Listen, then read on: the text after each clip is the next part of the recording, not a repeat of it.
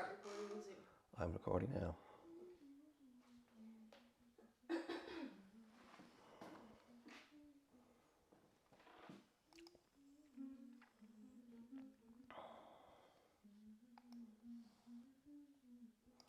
Have you got a view on it on that screen, yeah? For yourselves? Because I've got several views of it now for some reason.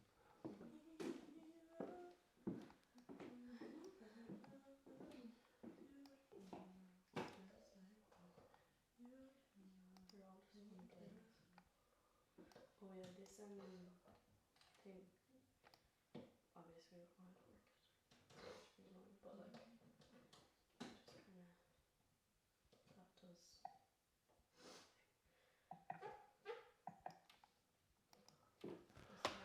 Condom means you can move. Oh, it doesn't either. Oh, it means you can move it that way.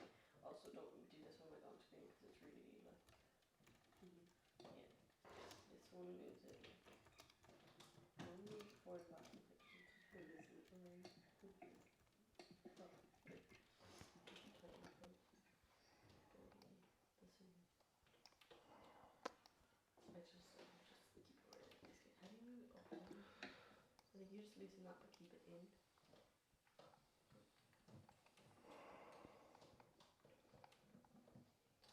Morgan, is there a way to unmute everybody? Yeah.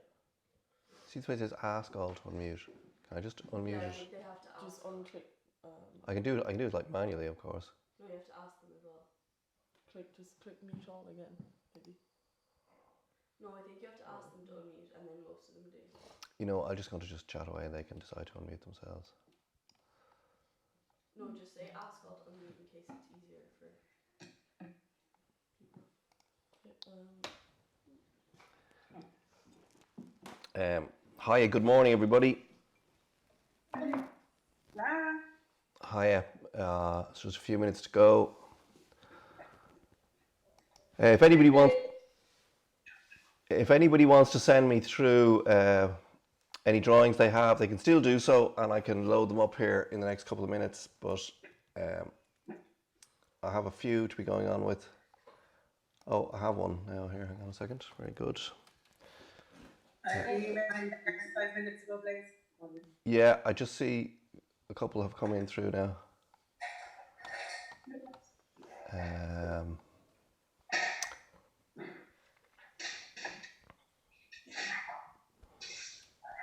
You guys can't chat away. I mean, it won't be picked up very loudly.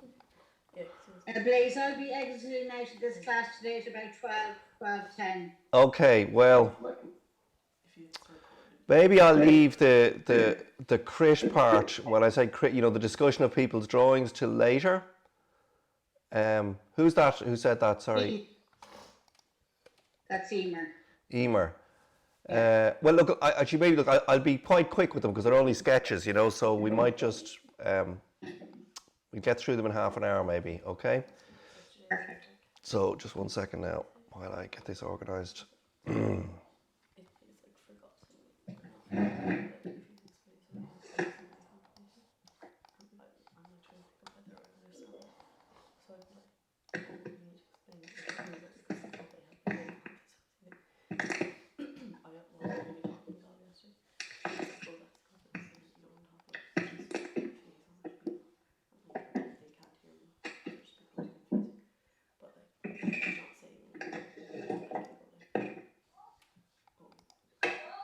Yeah. To explain it. What? Just in case there's something really confusing or like or if I have such PTSD.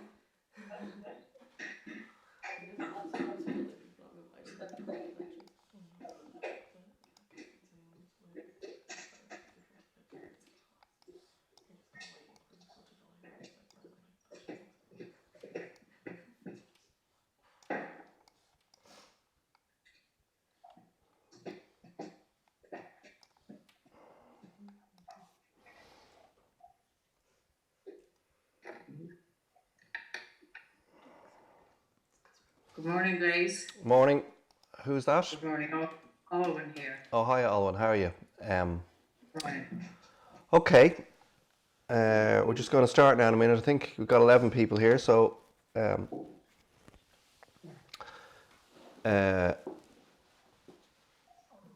what I'm going to do this morning is I am going to go through people's drawings first. I have a few of them, so that'll be fine. And I'll just say a few pointers about some of them, and some of them are great, and some of them maybe could be improved a little bit. But I'll just say them. Everybody can hear me, I trust. By the way, yes. Grand. Yes. Okay, and I'm getting some people here on and off now. So in a minute I'm going to mute everybody. So if you want to chat amongst yourselves, now's your chance. But otherwise, I'm just going to go ahead. I have pressed record this time for definite twice in two different ways. So we should be good now. Okay. Right.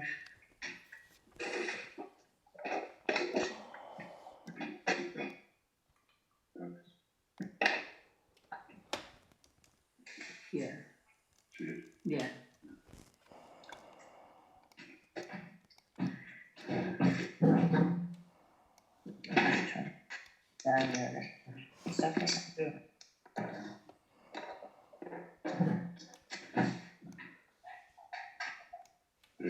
It's a bit loud.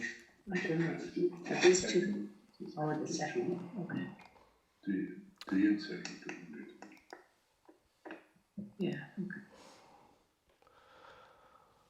Okay. Let's start then this morning. We'll have a look at these drawings. So who's here? Emer. Just flip around here.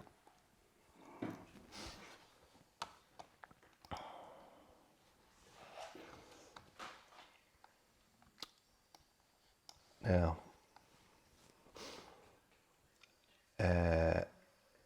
that is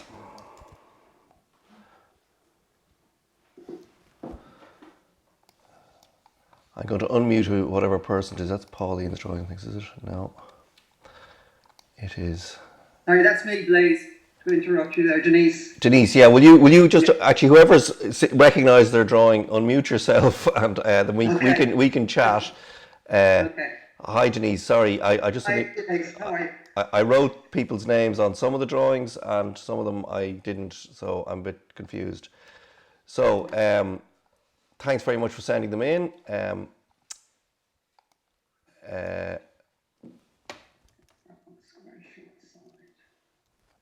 Now, can you see my mouse pointer on this? I think you can. Yeah. Yes, yeah. Yeah. So the first drawing is it's grand. It's the square one. I mean, I think you're having the same problems as I had. There isn't enough in this setup to make a square one.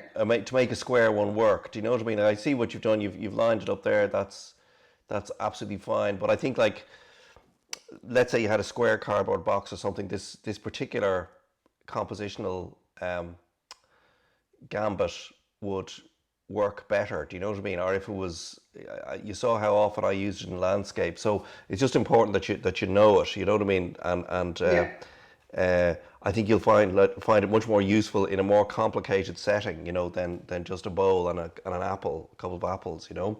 So anyway, I'm going to move on from that one because it gets more interesting here. I think this is quite good, actually, the way this one worked out. How did you feel yourself about it? Yeah, I thought that was the best one of the three that I did. Yeah. Just, for the composition, yeah. Yeah, certainly It's certainly working well for the apple down on the bottom right, you know. Yeah. The lonely apple. But I think I just watched the edges there on the bowl at the top. Yes. And left. So you know what I mean? Like when you actually put it on the canvas, I'd be inclined to just widen that a bit. And Widen? What do you mean? Widen this space up here. So I'll just actually draw it Oh, above the bowl. Like, Yeah, this space here. Okay, oh, very good. Yeah. You know what I mean? Like I would widen these spaces here and here. Okay. Okay. In other words, basically what I'm saying is make the bowl a bit smaller. Make it. Whoops. Yeah. I'm drawing with the mouse here. Oh look! Oh great! The computer improves my ellipse for me. Oh, every home should have one. Maybe I can do that with the drawing. Well, I go like, wow! I'm keeping this toy. Okay. So More of a margin around the bowl. yeah, and I mean, like, if I was being really fancy, and I am inclined to be really fancy, you see this here to here is your Yes. golden mean, right? Yes. Now I think I could just pick that. Well, let's just take it again. Let's say that's it there. You can just move it. Take that distance there. Yeah. That looks a bit short, but there's the golden mean of that, which is about. It's about there, right? And you can bring that over to there, and that might give you a position for the edge of the bowl. Okay. Do you see what I mean? So it's a golden mean within a golden mean. Golden mean. Okay. So you take the golden mean of that one, and you are this. It's actually what you're taking is the golden mean of that distance. Do you see what I'm saying to you from the? Okay, golden mean of that distance. Okay. Do you see what I'm doing? Like it's Yes. sub golden means of an overall golden mean. So you just keep on. So it's like an ever diminishing sequence that will go on infinitely. Like what's that called? No, not pi. You know, fractals. That's it. Okay. Right. Okay, so. Yeah. So yeah, and the same probably you could do at the top. So in other words, if this is the golden mean, you can see your pencil lines here there. Mm-hmm. If you do that, Yes. and then do the golden mean of that, Okay. and then you simply put it up here, flip it, and it's up here. Do you see what I mean? That'll give you an edge. One of these lines will give you an edge of that top edge up there, based on the golden mean. So it's okay. Maybe I should do a demo of this for everybody to see, but we'll move on anyway. So moving on then to the next drawing. I can send you that because it makes so much sense. You were taking a few screenshots there while you were talking. Good. Okay. This one is less comfortable as a composition. Although I'm glad you used the. I mean, you're getting the hang of how to use the actual armature that's developed from the third. So I can see how you're kind of lining it up here on this. You're kind of lining up there on that line. You're kind of lining it up, and you're kind of lining it up here, which is good. You know what I mean? This is all good. Yeah. This one here is a bit wayward, and again, it would be nicer if the ellipse was a little bit better. You know what I mean? Yeah, that's fair enough. You know, I mean, but you're going to have to get careful at some point, or just. You know, figure out a way, whether it's a computer or otherwise, to get a nice ellipse, you know. But I also think, you know, you could do something like you could look at what happens if you, like that framework that I drew, like if you drew this one, this line, whoops, oh yeah, good, it straightens it out, yummy. You see that one there? Yes. Between there and there. That's not doing any good, but this one might be more useful. So if I go like from here to here, you see that one? Yes. So you could do that. Do you know what I mean? Like you can put that in and say, well, then now you see the way for some reason, like my curve that I drew is a bit more comfortable, and I think it's partly because it does, as it happens, land on something that's related to these diagonals. So you see what I'm saying to you? So you know, add them as required. The only thing is that you kind of keep up this relationship with the armature all through the compositional drawing, okay? So that you just, if you can, you know, like at certain points you just say, right, well, it's not fitting, I'm going to move it, I'm going to do something completely different. But what I suppose I'm saying is, you know, you can always do a completely free drawing at any time. you know, without any structure underneath it. Yeah. But they do tend to justify the positions of things. Okay. Often just in your mind, and that's enough, you know, because if it's justified in your mind, then you've got confidence in the whole thing, and that allows you to start painting it in and all that, and spending all that time doing it. Yeah. Okay. Okay. Yeah, that's great. Thank you. Thanks. Now, this Pauline, are you there? Just unmute yourself. Oh, hello. Hiya. Good morning. This is also your drawing here, isn't it? Yes, it is. Yeah. So both of these, you decided to use the thirds. Did you? That's not you. No, it's Emer. Sorry. Okay. So I quite like this drawing, but at the same time, it's very central. It seems. I see you drifted off here. Like that's on a line. This one isn't, but you do have a kind of relation to the edge of the thing. I suppose I have a problem with it in the sense it's just very plonked there. Do you know what I mean? That can be used very deliberately. You know, you just say, right, I'm just going to centralize everything, and that can be great. Do you know what I mean? Like, you just say, like, it's going to be very what's the word? Monolithic, and I'm going to just place it right dead center, you know, and that would be great. Only you just kind of drifted off there, and then so that upsets that. So what I'm saying is, do either or. Either make the bowl, you know, go here. Do you know what I mean? So that's all. Make it dead center. You know what I mean? Yeah, that would be good too. What I'm saying is, what bothers me is it's neither fish nor fowl. You know, it's a bit of both. In other words, it just drifts off here, and not a huge amount, so it's not a decision. Do you know what I mean? It's just kind of. Well, I did kind of put it slightly off center deliberately. Yeah. Yes, I get that, but it's not off enough in this drawing. Okay. You know what I mean? And I see you put the ball in the bottom of the the bottom of the bowl in the golden mean. And what does that say there? That one? Can you see my? Oh, the rebatement of the short side. Oh, very good. Okay, so you're mixing and matching. Yes. And yeah, I see that. I suppose I don't know what's happening there in terms of shadow of the, you know, around the edge of the tabletop. I'm just that's me shading it in badly.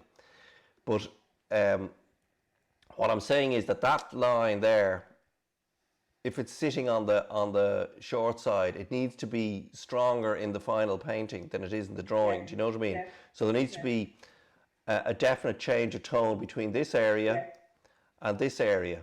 Yes. Well, I know. Yes. Do you know what I mean? Like, and that may be the case in what you're looking at. I just can't see it in the drawing. Do you know what I'm saying to you? So that would make sense of it. I'd say I'd be inclined to either like make your bowl go. Let me just draw it. Go right out. Oops, that's a bit too far. To somewhere out here, or to come back in so it's centralized. Do you know what I mean? Yes. I understand. Yeah. And then you see you could do a second one where this is also centralized. Do you know what I mean? And also I'd watch the top of it. See if you can get the top either. Like that could be on the center line, or yeah. I'm not certain. What I'm just saying is you need to be a little bit more decisive about some of the big tonal changes. You know what I mean? Like, 'cause where the lines fall or where the big tone, there's big changes in tone between like dark and bright, you know? Yeah. So just be a little bit more decisive about all of them. You've been decisive about some of them, but not all of them. I'm loving the way this does ellipses, and I can change them around. I have to say. You know, but I say just make a decision to be utterly centralized. Now your next drawing I actually like a lot. This one's good. But again, there's a couple of things where I'm going like you fluffed your lines, as it were, because again, this is all really good. Can you see my mouse? I hope you can. Yeah. Yes, I do. Yes. Yeah. All this is really good. The drawing of the ellipse here around the bowl, where the bowl is sitting, is really nice. But then you have this diagonal going from here to here in the armature, right down to the bottom corner. And I just kind of wish that you'd just ignored reality and put the table on this line. I'm just going to delete that for a second. You see, you got the table edge out here. Well, I was just replicating that line where the table edge is. Is that not possible? It is possible. Yeah. It is possible. It's I'm just very aware of that line. yeah. It's just Want to impose directly onto it. yeah. I mean, I hear now you're arguing with me, which is great. That means that you made that. No, that means that you made a decision about it. You had a reason. I did make a decision because I was thinking of the overall page. Yeah. Yeah. And the negative spaces as well as the tabletop. Yeah, and you see, I can see that. I just feel that these could have been more functional to your composition. And what I mean by that is, again, this is neither on nor off anything in particular. Do you know what I'm saying to you? So if you had done that Yes. and run it along that line and basically ignored reality at that point, you see what I'm saying to you? And made an adjustment to suit the picture rather than reality. Yes. I think that would be stronger. Okay. In other words, I can't be definite, but I'm fairly confident. And the other one is that you could also sort of say, well, what about if I put a line here, or you see what I'm doing? I'm joining. That there is the golden mean. No, sorry, that's a third there. Is it that line there? I think it's a third. Yes, it's a third. This line. You see that one? That's there. So you have that there, and I'm saying like take that intersection to there, up to the intersection where is that? There's thirds there as well, or that's the golden mean. You know, you can join them up however you like, but I just feel that's going to be more decisive. And then here, the same applies to the one that's down at the bottom here. You do have it intersecting with this point here, which is fine, and you do and you do kind of have it on that one. Maybe you do, but you could, you know what I'm saying? You could be more definite. I'd be inclined to do that myself. You know, I'm just trying to give pointers. You can stick to your guns by all means. The most important thing is just to have a reason. So I think it's not, you know, even if you say, I'm going to just draw completely freehand, that's the reason. The reason is I'm just going to be loose. Do you know what I mean? And not have any rules going on underneath this.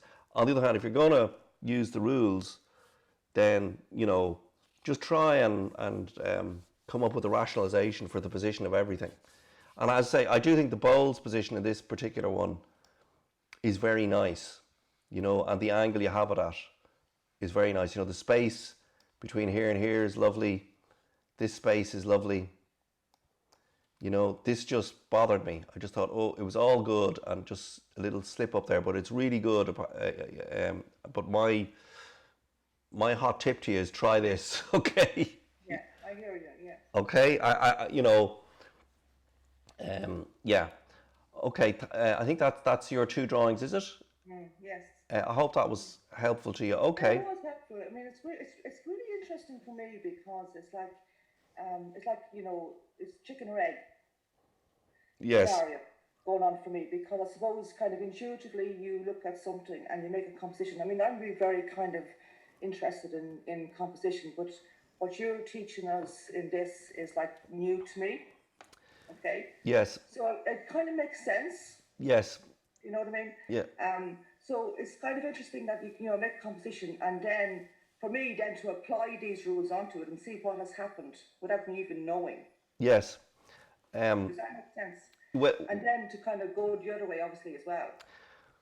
well, in my own case, I would have been obviously painting away for several years, Yes. and you know, some things just work, and you're going great, You and know then they work. Intuitively, you know they work, but you might not understand why they work. exactly, and I felt I had to get control of that in order to be more successful with the paintings that I was doing, so that there were less duds, you know, because after all, we only have a finite amount of time in our lives, and if you can actually sort of plan it and make it work more often by analysing why things are working. Yes, it's a great tool. Yeah, exactly. And it's also like, this is not something like, I don't spend like 6 hours before I paint setting these up. You know, particularly with landscapes and still lives, it's about 20 minutes, you know, just to figure it out. Maybe a bit longer, depends on how elaborate it's going to be. But I can imagine you get very quick at it anyway. yeah, you know, and just, I'd say, with landscapes, it's nearly always the armature or the golden mean, just to put the plonk the horizon line on, or to put something big in the foreground on, you know, like, as I say, a tree, or, you know, and it just means that I'm kind of confident that the foundations are laid correctly, and that I won't be looking at something where the tree is just uncomfortably close to the edge or uncomfortably close to the middle. Do you know what I mean? And and so it just gives me confidence going forward more than anything, you know, with the painting. So because you know, I mean, I'm a professional painter. You know, I do not like having duds. They've all got to work. They don't always work, but I just got to, you know, we'll be talking a lot about that in the 4th class. So thanks. I'll move on now to the next person. Okay, thank you. Emer, are you there? Hello? Yeah, hiya. How you doing? Sorry, I can't see you. I'm looking at the drawing in another application here, so I can. It's all audio here. So some of the things I just said to Pauline there are true for you too. This is the. Is this I can see that now. Yeah, I probably don't even need to say to you, but obviously there's a little bit. It's a little bit tight there on the edge. Yeah. Are you counting when you're doing this? Are you counting out to the very edge, or just to the perforation on the paper? I think not just the perforation of the paper. Yeah, like that one there. Like, if you'd even touched the edge, do you know what I'm saying to you?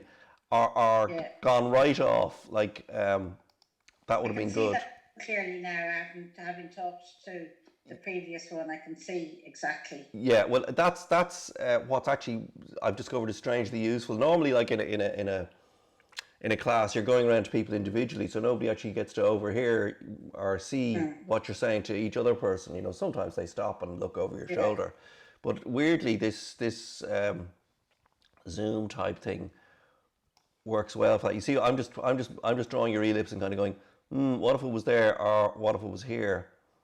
Do you know what I mean? So it's decisively off the page there, or off the rectangle there. Do you guys want to get this stool up there? You could sit on it. Okay. Anyway, sorry, I'm talking to my assistants here who are both standing, waiting, and I'm going, well, are they going to stand there all day? Sorry, just off screen here. So you can see what the issues are with this one. Is this the golden mean, by the way, this particular one? Yeah. It is. Yeah, well, I mean, like, where you've put this line is good. Do you know what I mean? Like, what lines up with that is good, and that's fine as well. You get it. It's just because it's so sparse in a way, and these shapes are so roundy. You know what I mean? It's less. It's more difficult to make work in this. You know.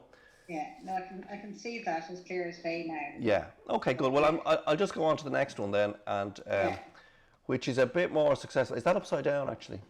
I mean, I don't mean that in a bad way. It could be like. No, I see it now. Sorry. Yeah. Sorry, I had something covered on the screen. That was my first attempt. Yeah. So that is. What are you using here? Is it the? To be honest with you, I hadn't a clue what I was using there. Right. Okay. Yeah. Well, I'm a bit lost too. So it looks like the armature sort of the thing, but in a way, you know, anything that relates to the that helps things relate to the edges, because the one thing that you're always going to have is this overall rectangle. Do you know what I mean? You're always going to have that. So it's how to get things to relate to the outside edge is what this is all about, because they are sort of immutable proportions. So you then want your inner proportions to relate to them. That's what it's all about, composition. It's about, like, if you've got these, the width and the height, how do things sit within that rectangle? And so it's all about how to get the distances between the edges, these distances here, how to get them, comfortable. So I think you need to draw more armature here to give yourself more to go on, as you probably saw with Pauline, or is it Emer's earlier one there, where I was saying about the tabletop and so on, to change it a bit. If you have more diagonals and lines to work on here, I mean, I see them there. You're kind of halfway there, maybe a bit further than that. I see. I'm not sure. Is that joining? That should be there, but you see, maybe I can't see the bottom edge of the paper, so probably it is right. So that's all. It's all good. I just think you need a bit more information, particularly with these thirds and things. I see you've rubbed them out, so it's kind of hard for me to see were they there in the first place or not, and that's absolutely fine. But I find this edge just a bit uncomfortable again, So I can see that now. Yeah. So just give it another go later today. Don't spend very long on it, but maybe just give yourself a bit more information in the foundations underneath. Yeah. Yeah. Okay, I'm going to move on. Do you have any questions or? No. Okay. Perfect. So just give it another go now that you have more information. So I did another one, freehand one. Oh, did you? Yeah. As well. Yeah. And were you happier with that? Yeah, I think I was. I'm not. Well, then maybe that's the one to go with, because I mean, this is the first class was on composition. That may not be your bag. Do you know what I mean? But I bet you if you looked at the freehand one and you maybe took a few measurements, you might find that some of the things in it were. I think I have it. I think I have the freehand one there. Do I? Oh, I'm very sorry. I don't have it in this. Hang on a second. Oh, beg your pardon. Is it that one? No. Yeah. Yeah. Oh, that. No, that's the one we just looked at. Yeah. Anyway, it doesn't matter. I beg your pardon. I might have it in. I have another batch here. Yeah. That's not. Can we see other drawings anyway, it's good anyway to be looking at everybody else's, because you actually pick up something all the time. So that's not there. None of those are you, are they? No. No. Okay, I'm sorry about that. I seem to have mislaid it, or I didn't see it. Okay, I'm going to move on to the next person. This is hello. Who's this? Sharon. Sharon, is it? Yeah. Hiya. So you sent me loads. That's you as well, isn't it? Yep. And that's not you. That's Laura. This is you, and that's you, isn't it? Yeah. And that's you. Okay. No, I'm just checking before I start talking that I'm. Yeah. It's like a parent-teacher meeting. A teacher once told me how they had this. They got the kids mixed up.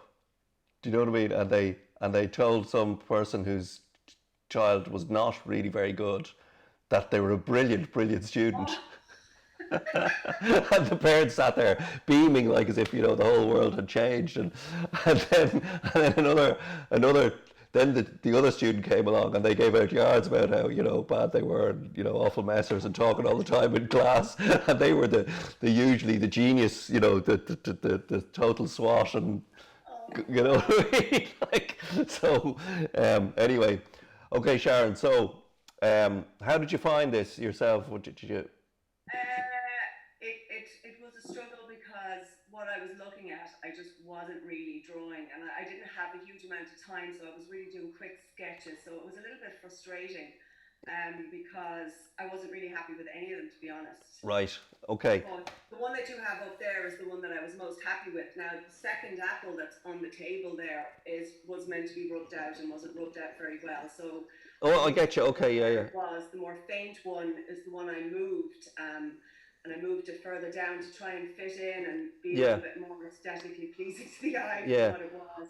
I suppose you don't worry about them being quick drawings. It's just to get your head around the.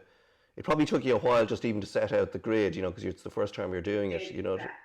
I'm kind of fascinated by the whole grid thing, and then when I got to draw it, I'm not even sure I was using it properly. But there was bits that I did bring in with the grid, but I'm sure I could have used it a lot more. And the first lady you were speaking to, I could pick up from you talking to her about how to actually use the grid. So Yeah, and that's what's useful here. Useful here. I mean, certainly, in your case, I don't in this particular drawing, I don't see a lot kind of lining up in a way, and then I do, you know, but it's a bit vague. Again, it's just a matter of being a bit more decisive. And what you said there about you're not looking at reality as much as the grid, that's kind of true. I'm looking at reality for guidelines, not actual positions. You know what I mean? Because of course, you know, one could nail down completely exactly where they were in reality, but they don't always, because it's reality, land in useful places. You know, so I'm trying to make reality conform to my plan. You know, to some extent, or at least partially. I mean, I like when reality breaks out of the rigorous structure, because that's nice. You know, it's like music. You know, when something goes a bit wrong, that can be interesting. You know what I mean? Or when yeah, and I kind of like to think of myself, you know, in the future as an artist, a bit like that. You know, it's a bit kind of off center, but yet, yeah, you know, yeah. and I don't think I really got that in any of those drawings. Yeah, but I mean, let's, you know, it's not just don't lose confidence in it. Is what I'm saying to you. It does work. It's like any new tool. You're not going to be able to get an amazing result instantly. Well, I think a lot of practice, and I'm looking forward to doing that actually. I will really use this a lot and just explore it and play with it. That's really what I got out of yesterday, and I'm looking forward to that. yeah. Well, just even as I say, in a way, funny enough, like the reason I picked the apples of the bowl is more to do with the painting thing. But if we were outside, you know, painting landscape, you'd see very quickly how if you put in the golden mean or the thirds and you put the horizon and a tree, you know, on these things, it really makes the thing just sit right from the very beginning. These curved shapes are actually much more difficult to fit in this linear thing. You know, I mean, I'm going to, where's my, sorry, just bear with me a second. Oh, there we go. You know, like there's your thirds here. Like, you know, if you were doing, and there's the other third there, like if that was, you can see already that's a bit of a landscape. There's the horizon line, there's something on the left, you know, and you can see how immediately, you know, there'd be like the front edge of the hedge, and this bit here would be the field. Do you know what I'm saying to you, right? Do you see what I mean? Like already, so we're looking in a garden. So it's, do you know what I mean? Like it begins to work instantly. So it's a little bit more difficult, I have to say, to make this work easily with the apples, you know, to be honest with you. But I felt it was better to let you know. But anyway, in relation to this particular drawing, what I'd say is just be a little bit more decisive about where, like here, you know, where things land. That's kind of, you're on the thirds there. Like you see the way your thirds are there. Yeah. But just like, I just feel you could have, you know, put that ellipse down a bit, you know what I mean? Not so much change its shape, but just put it more centered on that line, and then maybe down here is a third here, so maybe, you know, that's going to be a strong line. So just move the whole thing down a little bit. You know what I'm saying to you? Maybe I would be inclined to place the apple in. You see where I'm leaning it against these. I'm looking at these lines here. Yeah. Do you see what I mean? So that's what I'm kind of thinking of as I do this kind of stuff, you know. Yeah, lovely.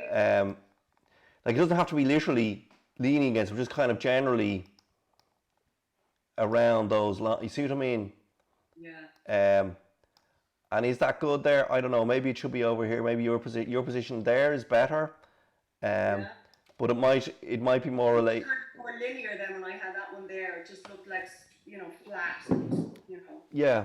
As I say, like you're right. Now that other bits has changed, it might actually enhance it and make it sit better there. Yeah, and it might be like you are going to maybe move the bowl around or change your viewpoint to make your reality conform to your plan. Do you know what I'm saying to you? Like so you're trying to make the real be like fit into the plan, not have the real wreck your plan, you know, by just being there.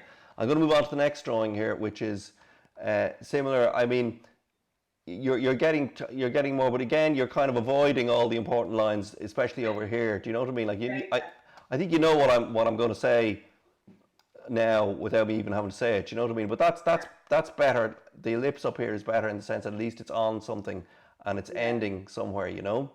Yep. But you know, and again, this one that's good. You know, at least there's that. It's crossing the. It's on the cross. Yeah, exactly. But that's what I'm saying. It is on purpose. Do stuff on purpose. You know what I mean? And so be purposeful. I mean, the other thing I'd say is like that line there. I'm just drawing this in. See that? Like, so I've made that one. So that's joining the third to the bottom corner. You know, and then you can do this. You know, it just gives you different things to work around. Yeah. You know what I mean? Like, and they're there too. You know, they're parts of that same armature, but they create these pressure points, if you like, or which are related to the edges. That's the whole thing. They're still related to the edges, and they give you something to work with. You know. Yeah. So, and then I see the overview. That's you as well. You're thinking of it. You know. Well, that's actually just tilting the bowl on its side. Because it has a handle, it can actually sit on its side. So I'm kind of looking at it face on. Oh yeah, okay. Well, so I just thought, you know, it's a little different, but I mean, I quite like that. I think, like immediately, by the way, I would say I would bet money, real money, that. Oops, sorry, I'm trying to get a line here. That there is the golden mean. Yeah. And it's interestingly close to this fold, which is nice. Yes. Do you know what I mean? And but it's also close to making a square. You see there's the square of the photograph. You see what I mean? And this is why, like, photographs are handy to play around with this stuff. Yeah. Because you can take the photograph and kind of do something in some graphic program like I'm doing here now. This is just in preview on a Mac. You can you know, draw shapes very quickly, you know, and but you see what I mean? Like, a lot of this is beginning to make sense, and then that there looks like it's the golden mean to me. And I can't measure these things, but you can later. Yes. And for some reason this photograph is pleasing. It's not just because it's but I'd say you took a few photographs, but this one worked. Would I be right? Yes, I took loads, yeah. Yeah, but now I'm trying to tell you why this is working, you see, and I think maybe that's the reason, this particular one, you know what I mean? Yeah. Is there are these proportions within it. This is the either third or it's very close to the golden mean there, so there's something going on there is what I'm saying, you know? And you tried in a way to replicate it here, but I think you just need to spend a bit more time on the drawing. Simple as that. You know what I mean? That was 2 minutes sketch, and and that's absolutely fine. You know, because they shouldn't. You know, the real drawing should be in the actual painting. You know, so you know, don't worry about that. This is you as well. We've looked at that already, haven't we? Yes. Yes. So are you happy enough there, Sharon, with what I was saying? Yeah. I mean, probably this is the one to do. Yeah. But don't desert these. Like, just try and do a few more sketches if you get some time over the weekend, just for your own benefit. Absolutely, that's my plan. Yeah. But particularly, just apply them to landscapes or views out the window or whatever. You know what I mean? Like the apples in the bowl are tough for the armature and the square. You know, they're not ideal for it. Yeah. I'm going to move on now. So. Thanks for that, Blaze. That was excellent. Okay, great, thanks. Laura, is that you there? Can you hear me? Yeah. How you doing? Very nice drawings. Are they both? They're both. Are they different? They are different. Sorry. You know, very nice drawings, nice shading. Can you tell me? Is this the golden mean? It is. Is it? I can't really see the lines, but yeah, that's the golden mean. You can't see the lines. Okay, well, what I'll do is I'll draw them in strongly now here with my fancy pen. oops, right. So that's the golden mean of that, and that's the golden mean of that. So, oops. So I see what you're doing, which is nice. You've basically made an ellipse, oops, here, fitting perfectly between the two golden means, which is great, and that's working really nicely. I kind of wish personally that you just, because it's exactly, you just moved it up to there. You see what I mean? Yeah, yeah. But that's something you can do in the painting. Do you know what I mean? Like now you know, like that's the same size, nearly, as that.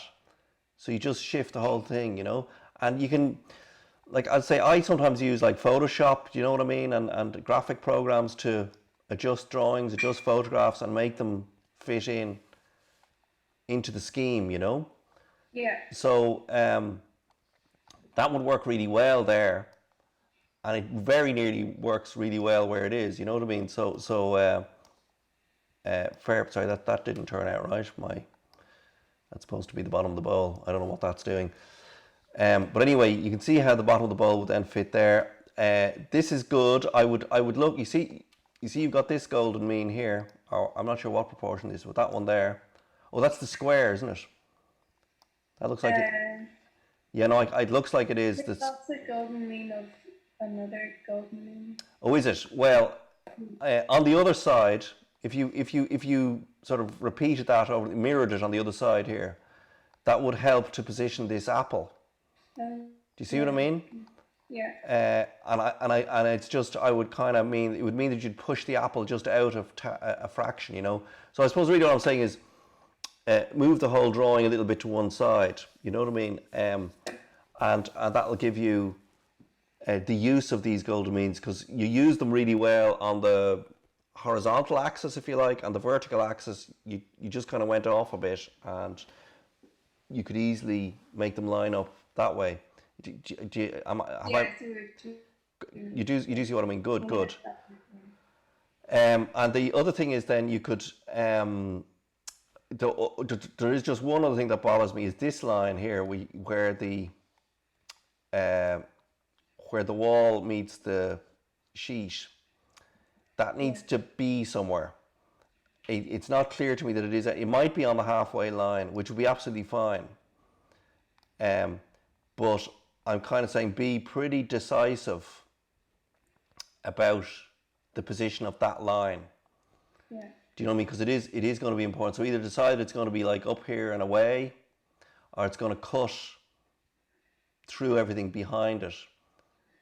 Do you know what I'm saying? So just find a compositional device of the ones I've given you that puts that somewhere in particular, not just like what I'm saying. You've drawn it in where it is in reality, which is close to somewhere in a composition, but not anywhere in particular. Do you know what I mean? So just be decisive about that line. Does that make sense to you? Yeah.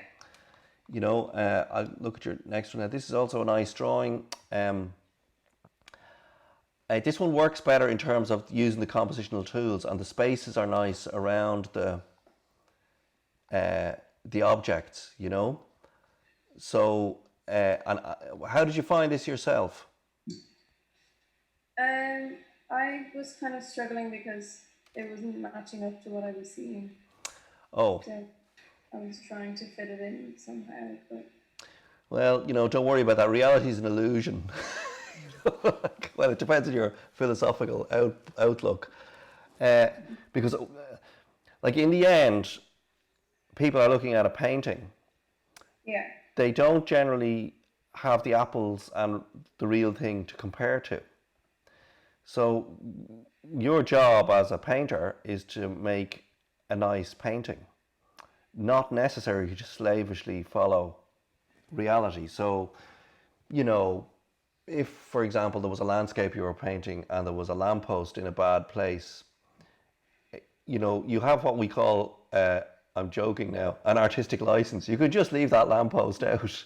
So what I'm really saying is exercise your license to move things around just fractionally. Like often, like I like painting the sides of buildings that are, you know, quite ugly. And what appeals to me about them is the sort of random composition of somebody sticking a window in here and there. Particularly, I paint a lot of barns and stuff, you know, they're building, the farmers are building them functionally. They're just sticking panels of corrugated iron together as they need them. So composition is very far from their minds. And that's what makes it interesting. Do you know what I mean? Because it's so weirdly random and therefore characterful. Do you know what I mean? Like it's Yeah. but at the same time, even when I do paint the sides of buildings, I am moving stuff around to make it line up with these armatures underneath, you know, like a golden mean, or just kind of just like I only have to maybe move it a couple of millimeters or maybe a centimeter. Do you know what I mean? And nobody's going to know. So don't worry about reality and you know, go with something that's working, whether it's using these kind of things or just what's working as a picture. You know what I mean? So I would yeah. kind of worry if I moved the bow in a little bit, if I narrowed the bow to fit one of the lines, then it would change everything else with the apples, and then the apples wouldn't fit there. Well, exactly. I mean, it's like anything. You move something around and it changes everything. It's like a house of cards. You move one card, the whole thing falls down.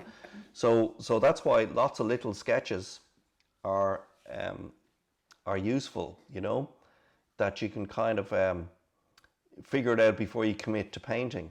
Now, this all assumes, like in my case, if I'm doing a painting, the painting is going to take a week or two. So I do not want to commit to paint and then find that something's in a bad place down the road. So, you know, and as I've done it over the years, I'm getting faster at knowing what works, and that's part of it. But anyway, this drawing is working very well, and it's working because, you know, that line is touching something useful. There's something good about the way this apple touches here. It's kind of good the way that as it turns, it's cutting through that. There's just something about it. And this one is very nicely placed. This apple over here on the right, you know, because you're touching this strong point, but you're not adhering to the lines on either side. So it's intersecting that strong point. You know, this is working down here, but I'm not sure why. I suspect because it's actually on something like, it might be, it's on a quarter, that's what it is. So you haven't drawn in the quarters, but it is actually on a quarter. You see what I'm saying to you? So that's a quarter of the, so that would be the upper quarter. And that might explain as well why you're this is kind of working too. There's a kind of relationship here. So that one's good. So what we'll be doing later on is just transfer one of these, or the one you're happiest with, to a panel that's approximately the same size, or a canvas, or you know, and we'll paint it up then. You know. Okay, is that okay, Laura? Do you have any more questions? Do you prefer the third one or the I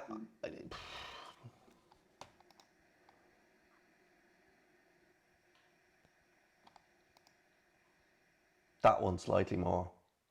Okay.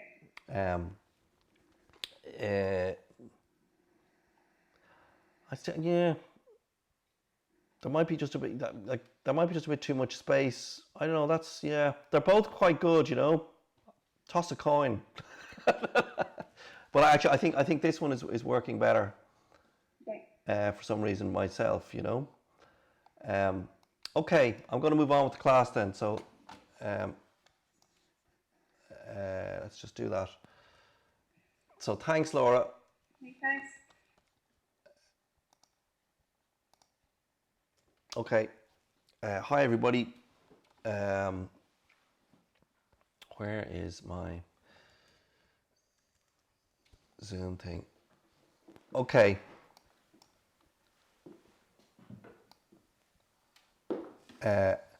Now you can see here behind me,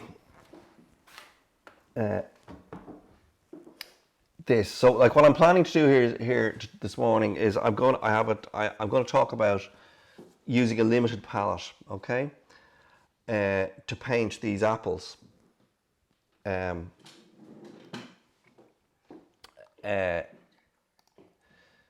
This here behind me is a limited palette that I did up. I'll be sending you through one of these as an image, but to tell you the truth, these are really useful to do. I have another one here.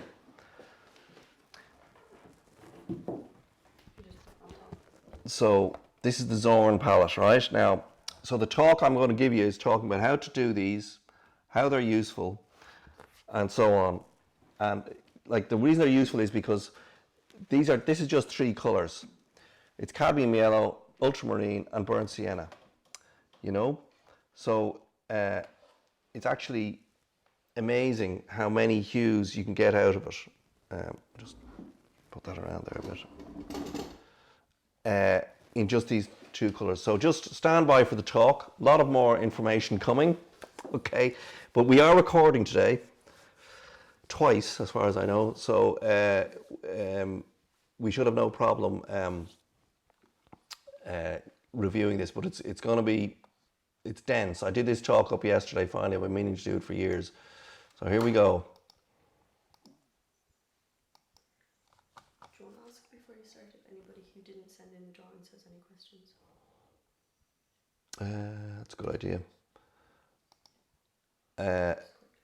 My daughter Freya here is saying to me, do I want to ask anybody who didn't send any drawings, do they have any questions before I move on? Okay, I'm seeing a couple of negative heads, so I sent you a picture. Yeah. I sent you a picture, Joanne. I sent you pictures with the email. Oh, did you, Joanne? Is it? Yeah. Yeah. Sorry. It doesn't matter if you can't find them. Sorry, Joanne. I did see them. I beg your pardon. They were a little bit. Remember, I kind of got a little bit carried away and used watercolor paints, which I then regretted. But anyway, they were there. But it's no problem if you if you can't find them. It doesn't matter. It was good information what I got from everybody else's pictures anyway. I had emailed 2 Blaze, but maybe we'll go over it later on. Maybe do the ones you didn't get to later on. Yeah, you know something, Louise and Joanne, I'm quite happy to hang around here if you have time after 1 o'clock and just go through yours. I'm a bit sort of I've just done a search in my emails here, and I'm not finding. Mine would be from Louise Langdell email. It's not my normal email. Might be in your spam. Yeah, I don't. Well, okay, I can send you mine email at when we have a break if you have one, and then I can play around if you've got 5 minutes after. Do please send me those again, and Louise as well. I don't have. I was the same, Blaze. I sent you some. Yeah, I sent you some too, Blaze. But I sent that to you. Well, okay.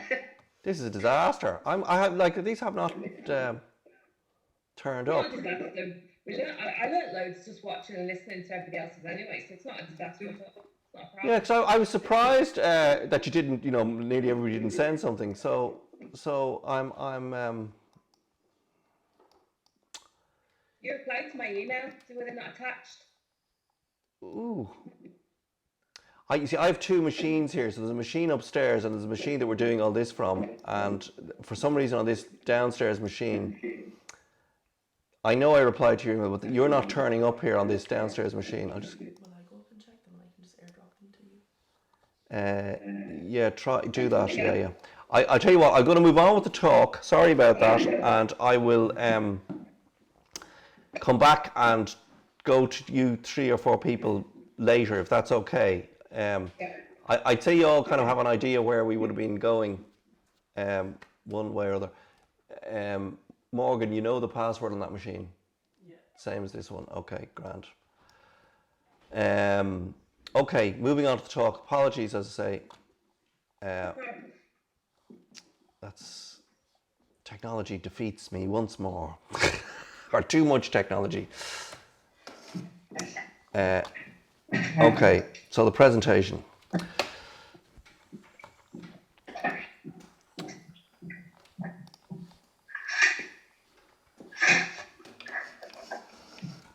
So what we're looking at here is examples of direct painting.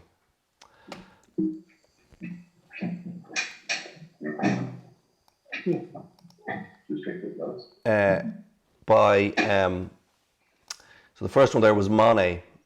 Now maybe I'm cheating a bit. It's not necessarily totally direct painting, but he you know, he would add more paint later on, but not really as glazes, you know, or scumbles. He would just, you know, continue painting with impasto paint, you know.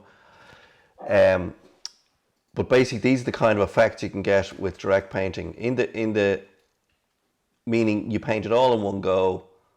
You don't add layers, you just paint. Now obviously to do this, you have to be brilliant at colour mixing. But one of the things that most people don't realise is that they were using limited palettes. So, you know, often I'd see people setting up and they've been to an art shop and they bought everything, you know, and they're using gazillions of colours to get their effects. In the third class, I'll be showing you how glazes and scumbles work by painting in layers over things and what can happen there. But for this one, I'm just going to talk about colour mixing for direct painting. Colour mixing also applies obviously to glazes and so on. So you'll need to know it as well, so hence we're doing this class. So this is like, that's a Sorolla painting there. That's a Zorn painting, of the famous Zorn palette, which is, you can see it down here in the corner, this one. You know, we don't have to, it's okay. So I'll be talking about how to do these now in a minute. Now, so that was the brief introduction. So now oil painting techniques from the bottom up. That's a Sorolla painting there. He's brilliant at colour mixing. Very fast, but very limited as well. Okay, as part of this, I just want to sort of go over one of the most important rules in painting, which is fat over lean. Now, so I'm on the assumption that some of you may never have used oil paints before, or you don't use them often. But this is the critical rule, is that you paint fat over lean, meaning more oily paint over less oily paint.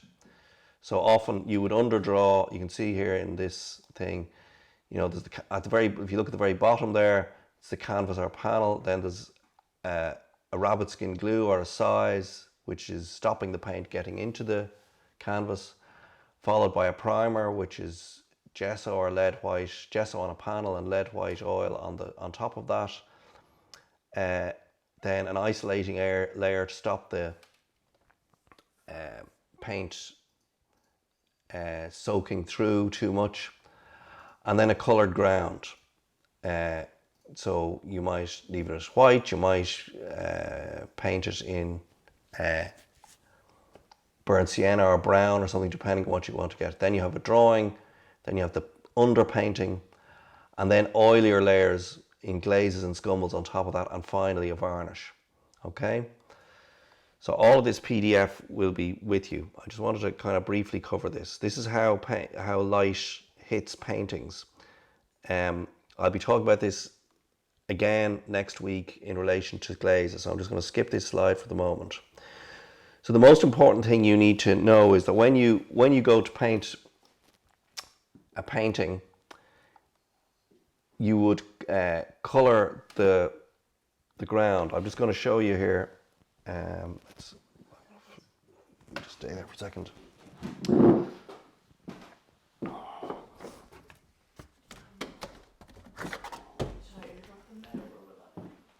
Email them to me might be the best thing. Or no, airdrop them. If I airdrop them, it will come up on that, and you'll have to accept it. Do it on the break. Do it on the break, yeah.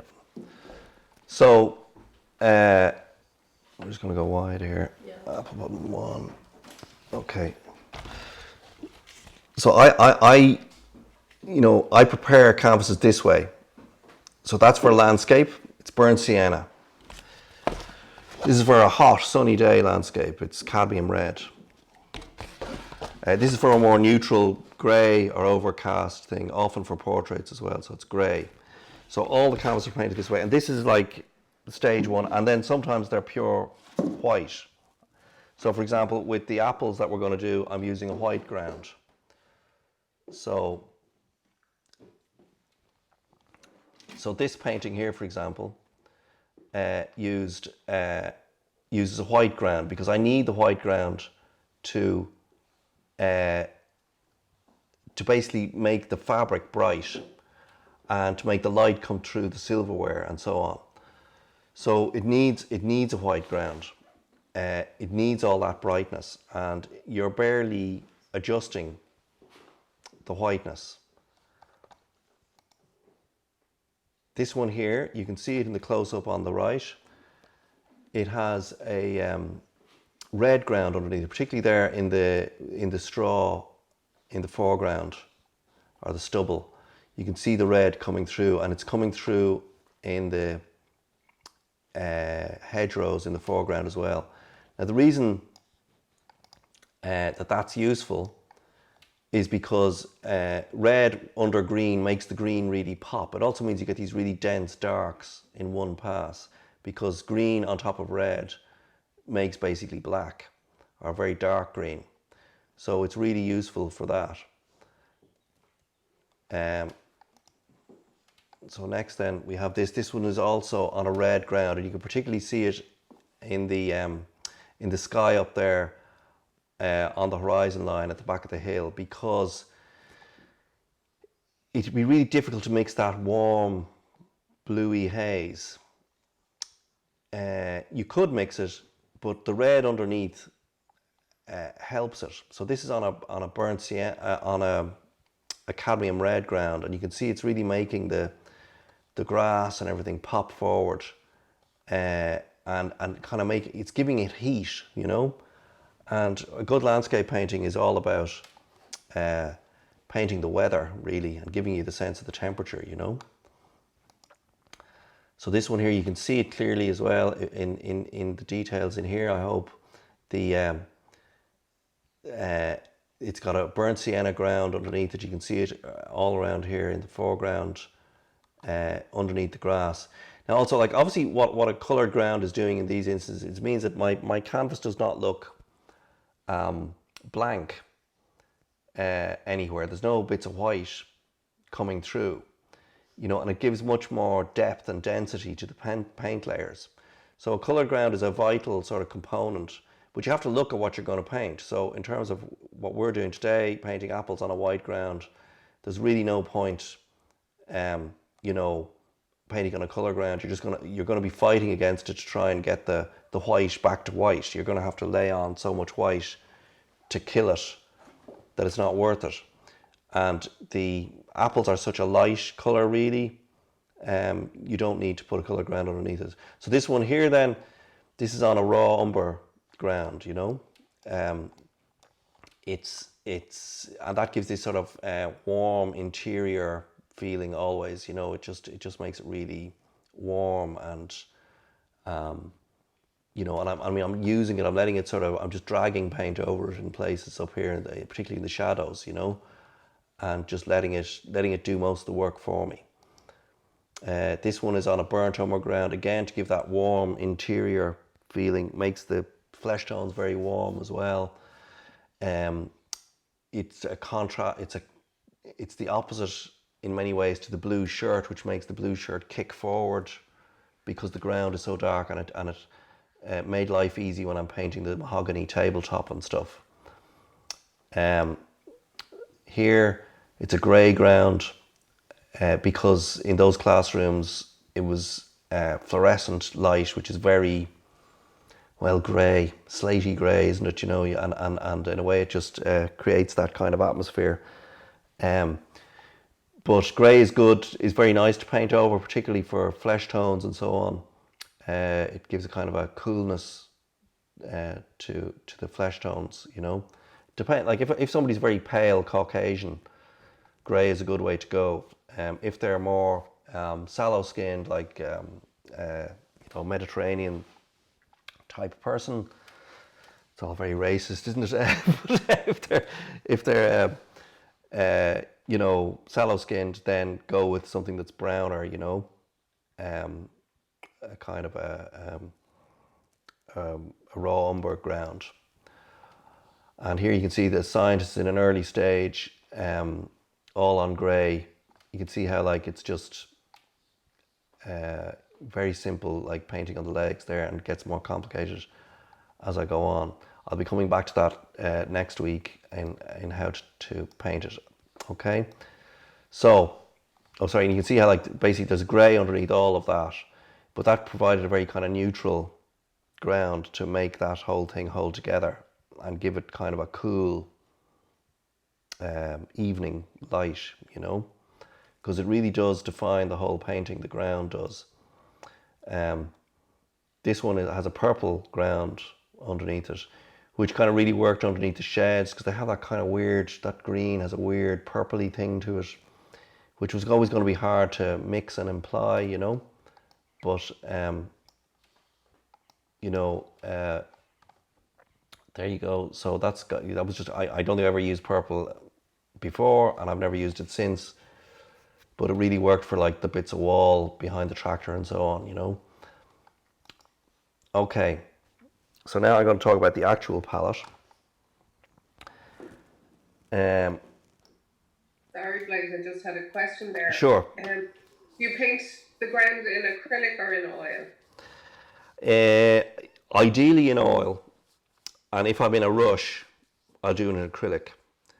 When I say in a rush, and like in other words, where I'm just sketching, and what I mean by that is that the painting's not really for sale. Let's say it's a life class, or you know, if I'm caught out with the landscape, I try to use an oil-based ground. The paint goes on better.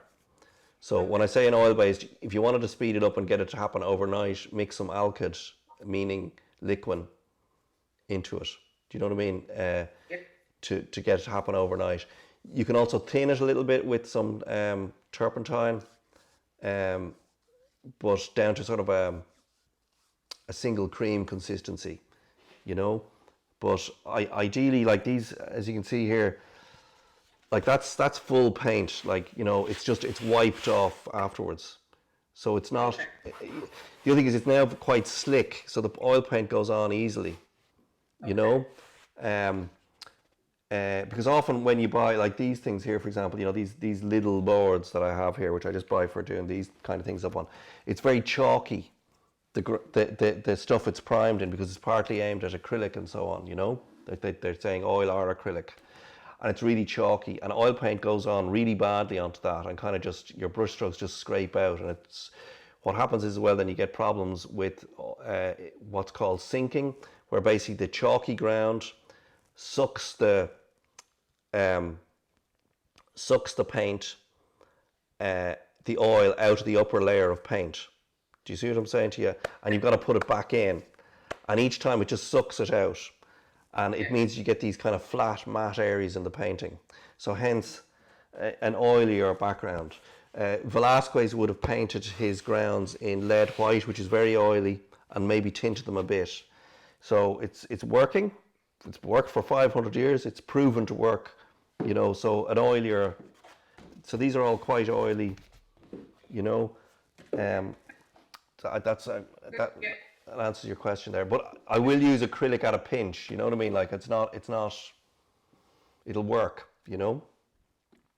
What was I going to say? Oh yeah, the palette, the actual palette. So I want to get my palette, which is here.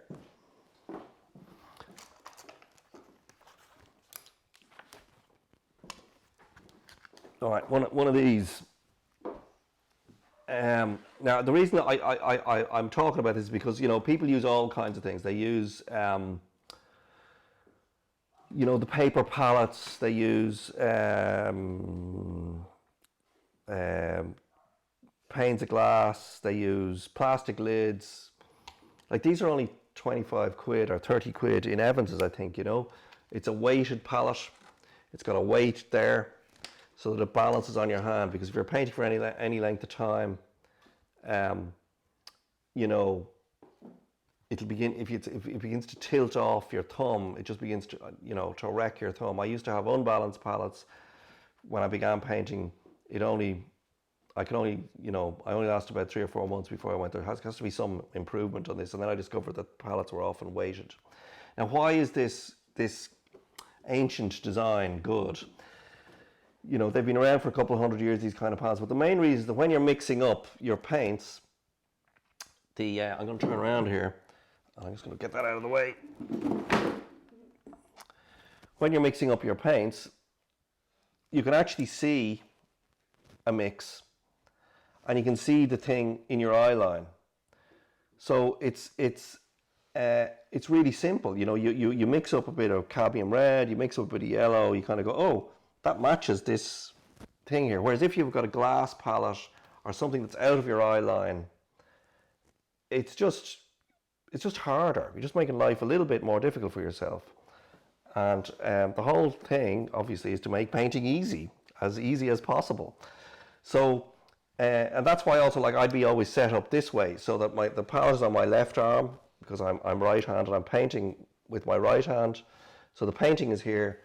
The subject is there. It's over my edge of my palette, and so that means I can quickly, look at the object, look at the palette, stick the brush in, transfer, look, paint, jing, jing, jing, jing. So it's all happening like that over and over again to try and match the colors that I'm seeing. So, it seems obvious, but it's amazing the amount of people I see setting up in live classes and so on, and they have something down here. Now, okay, obviously you've got to, sometimes I know there's one person who had a problem with their arm, they couldn't do it. But if you can say, I have a music stand that I can place the palette on for when my arm gets tired. I'm just too lazy to hold this thing up.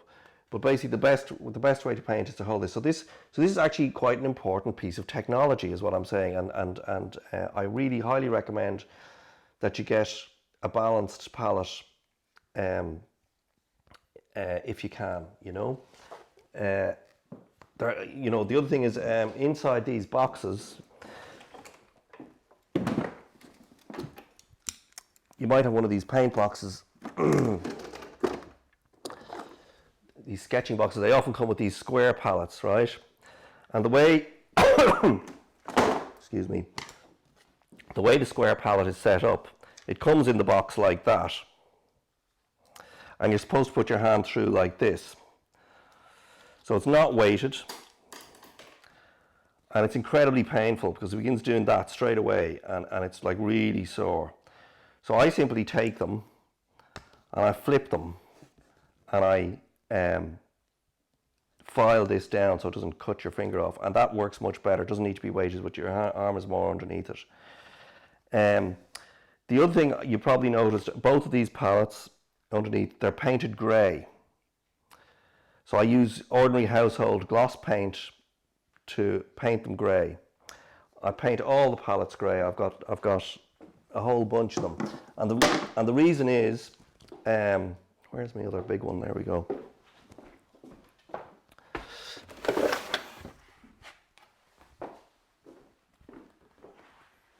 So it's a kind of a mid-tone grey. It just means you've got something to mix on that's neutral, that grey. And, because I used to paint them white, and then when I was outdoors painting, you'd be kind of blinded by the flare of the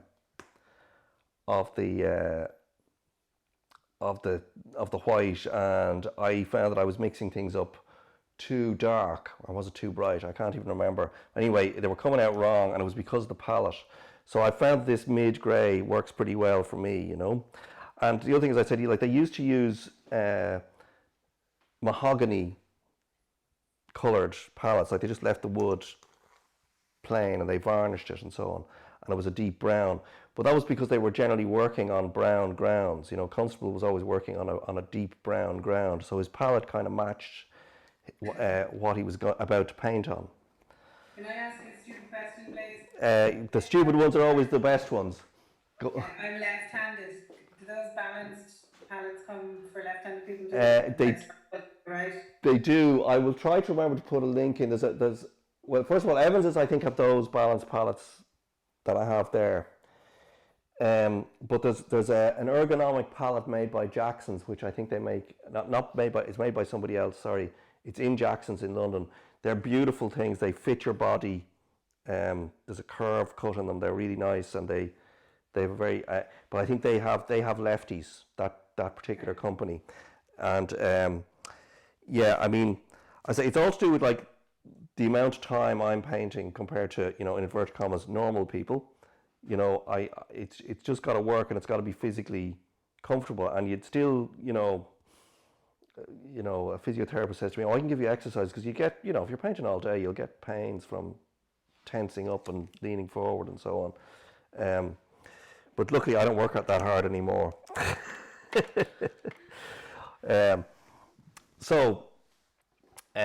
Now I'm going to go back to the talk. It's 11:15. Would we like a cup of coffee now, because it's going to get heavy?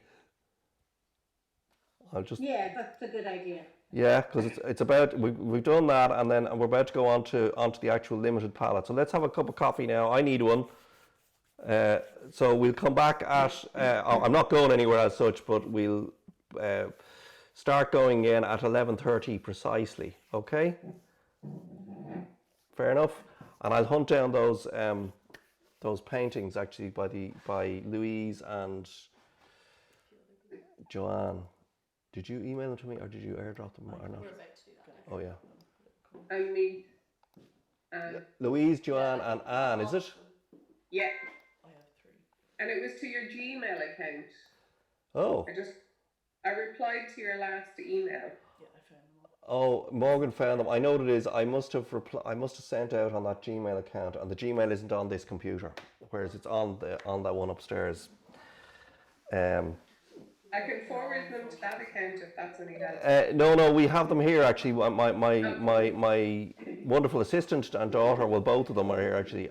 Has located them and is about to do something fancy called airdropping them to me. Excellent. But if you don't mind, I hope you have time. I'll come back to them later, and if somebody can't make it, I'll arrange a special one-to-one Zoom for 10 minutes with them and go through their drawings. I'm going to get a cup of coffee for myself now, so I'm going to mute myself, okay? I was just checking that we saved them all. Just go and select them. Yeah, literally just gonna share. Thanks. Do you guys want coffee or anything? No, well, I go and make you coffee. No, I want to get out of the room for a minute, so I'm going to do that. I've muted my sound because otherwise they'll be able to hear me talking in the kitchen. You need to accept. Is that the placement I marked in there? Oh yeah. Cool. Open. That's why I didn't want to send it, because you have to open them to accept them. And I didn't know if that Oh, okay. It comes all right perfectly into. Do you want me to put them into? I see. I remember all these now. I knew I got more of them. No, it's actually opened straight away in preview, which is where we were looking at them. I didn't put names of them or anything. But That's okay. They can identify themselves, as I discovered there. And Well, there was one with an upside down, but yeah, just making sure you got all of them. okay. It's muted now. So how am I doing? pretty good. Sorry, I know it's kind of annoying that both me and Morgan are here. No, it's not annoying at all. It's great. Because I know there's not that much camera stuff. No, I feel I'm boring you guys. Rigidly. I find it so interesting. When you were like, "Oh, do you want to see?" I was like, "Oh, I didn't even notice that much time had passed."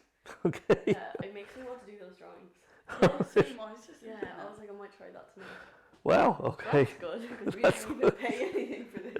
I'm good. Like, well, okay, that's definitely it. They're actually interesting. Yeah. Like, no offense, me, it would be the hardest to. Bloody right. The best bit is that you can't interrupt me. It's nice knowing that there's a deadline. That's, I think, what's really getting, like, no offense, to know that you have a certain amount to cover in a certain amount of time, whereas And sometimes someone's if gonna you look come at it. into my room, you're like, you just start, I'm like, this is never gonna end. I know you're talking about it for the good to, you know, lots of people are like, oh, I want to paint or draw. If you do this, it's like, okay, he's told you to draw, you have the evening to do it, and you just do it. Mm. And like, I'm sure also, there's whereas dedication you put still. people, it'd probably be nicer for them for the next time. Mhm. They'll have like had a full week, they can like have time to practice. Yeah, like redo it. you know, if they had anything on yesterday evening, then you know it's not. It's Will I go make tea for you? Or coffee for you? Yeah, here, take this cup. it's also kind of cool, you know, the whole screen thing. Yeah. I think it's very informative. I've been on some of these Zooms and they're all so bad. Like most of them can't even work Zoom. So like any sort of class. Like I was saying, no offense, you wouldn't have to do this. Like I know it's handy. I know you like to be a perfectionist, but I'm sure there's loads of artists who are just talking and picking up stuff to show it to people. yeah. I know. I'm sure there are. And I thought the explanations of the other people's drawings were actually really interesting. Well, as you try not to be. You bring this in and I'll stay here in case, I don't know. I'm thinking this would be really. You don't have to come in. I'd love to get someone I've got who's a- had their drawing try and explain the next person's drawing. That would be so interesting. It's interesting. That's a good idea. I felt like I understood all this stuff yesterday, but I probably still would find it hard to like, because I see what like even the younger girls.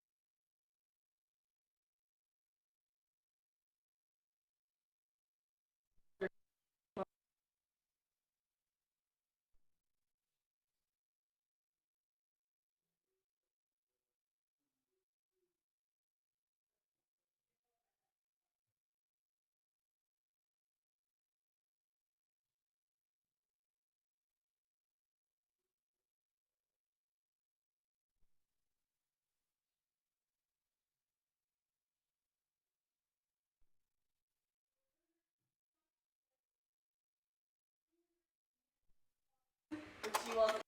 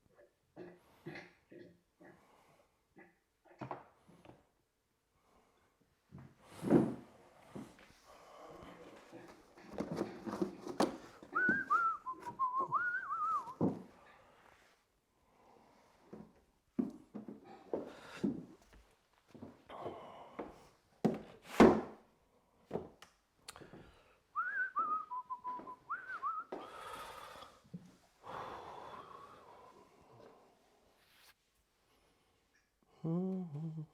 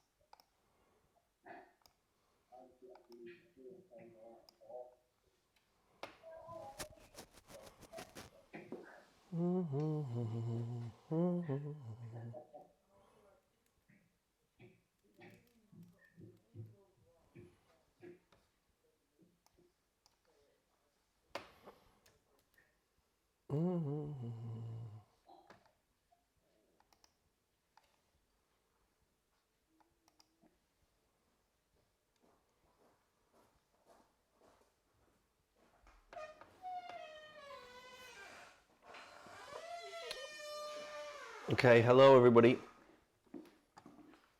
We're back.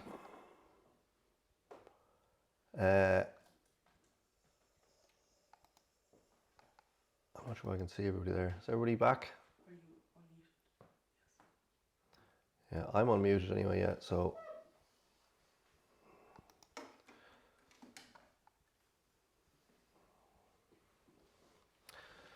So on Spotlight Video, I'm the only I'm up there, yeah. Okay, grand.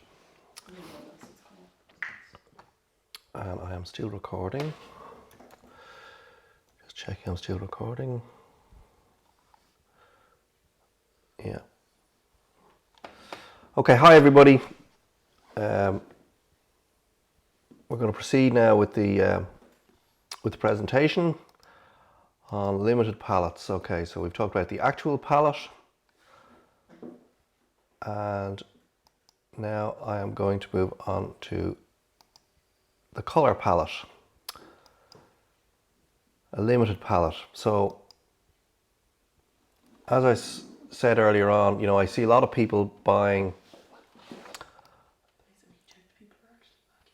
Yeah, I can see them all there.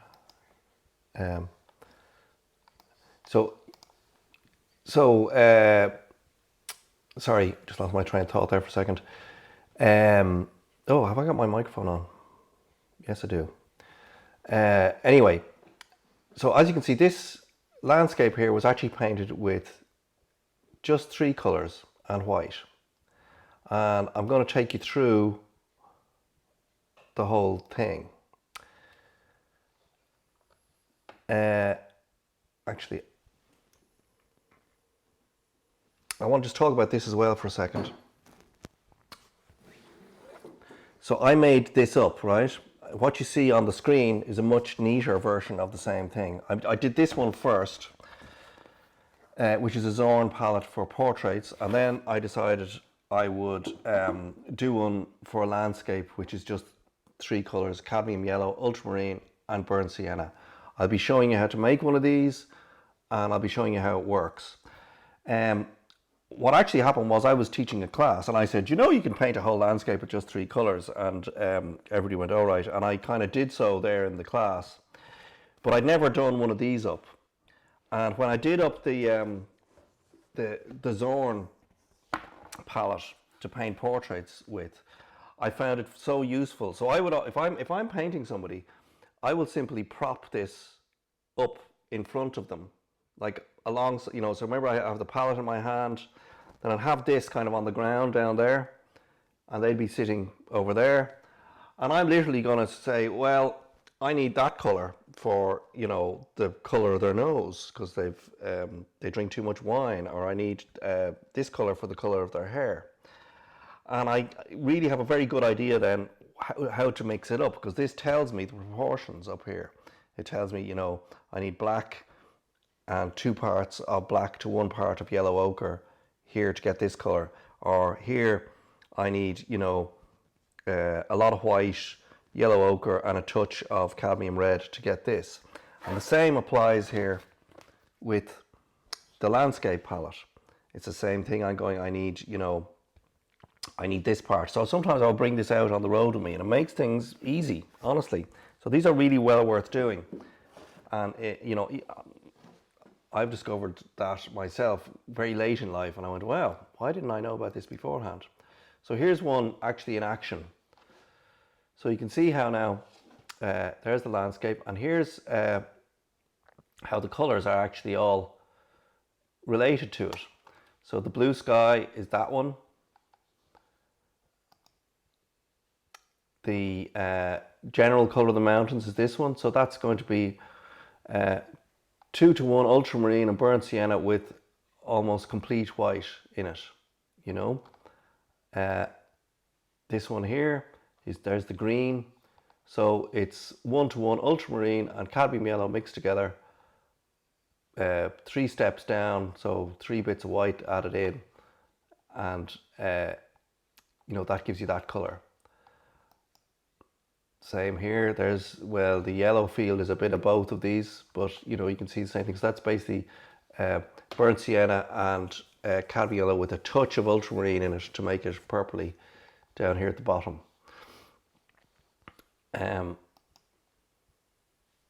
There's the red for the bushes, so that's basically pure burnt sienna with a little bit of white in there. Same here. The green is, I should say, the top 5 rows, see down to 0.5, that's pure colour mixed with white. And then at the bottom, it's got a touch of the tertiary colour mixed into it. I'll be showing you more about that later. Stay with me. You know, you can see that's a pure cadmium yellow and ultramarine mixed together, gives you the green of the foreground, you know. Now, the reason this is... Buy those palettes, can you get those palettes in an art shop? This thing that I have here. Yeah. I'm going to email you my ones. Oh, great. Yeah, but I really recommend that you do one, at least one, and I'm going to in a couple of minutes I'm going to show you how to do one. Okay. And the reason you should do one is because everybody's got slightly different paints generally, and you kind of need to know what's available to you out of your own palette. Do you know what I mean? Yeah. And the only way to find that out is to actually mix them up in a more scientific, rigorous way than just sort of like, we can all muck around on the palette, you know, and get stuff happening on our, you know, on the palette or arm, and you know, but you've no way of repeating things easily or figuring out, well, how did I get that? You know what I mean? And this is a very rigorous way of doing that. So I'm showing you why it works here in the first part, and I'm going to show you how to make it. This is another painting just as an example. I'm going to quickly run through it. I'll be sending you this whole presentation, and you can flick through it at your leisure later. But basically, you can see here the dark green is ultramarine and cadmium yellow in a 1-to-2 ratio. The sky is ultramarine, burnt sienna, and a tiny bit of cadmium yellow. All three. See, that's cadmium yellow mixed in up to this point here, and that one there, you know, is I got a tiny bit of yellow, but it's mostly ultramarine, slightly greeny. Ultramarine, burnt sienna, and a touch of cadmium yellow. That's pure 1-to-1 cadmium yellow and ultramarine with a good bit of white. You know, and so on. So I'm just gonna, you can just say, look at these at your leisure later, it'll be clearer. Now, the second limited palette is an important one. It's the Zorn palette, which I held up there earlier on. It's the one for flesh colours. So this here is a self-portrait of Anders Zorn using his own palette. It's very popular, this palette. It's used everywhere for doing portraits, and I have to admit, I only began using about 3 or 4 years ago, and I was going, why did I not use this before? Why did I not try this? It's brilliant. It solved so many problems, as I'm going to show you now in a minute. So what he uses is, he uses yellow ochre, cadmium red, mid, and blue black. Sorry, I've listed there what I used to get the Zorn palette. He probably used a carbon black, but I discovered when I made this palette, I'll just move on to it now. I discovered when I made this palette that the black, if you used ordinary ivory black is actually very warm, and it makes a very browny grey, which can be useful, but it's not as useful as having a bluey black. So I discovered there's a thing called Winsor Newton blue black, and that was very useful and gets all these lovely bluish greys and ends up getting you lovely purples.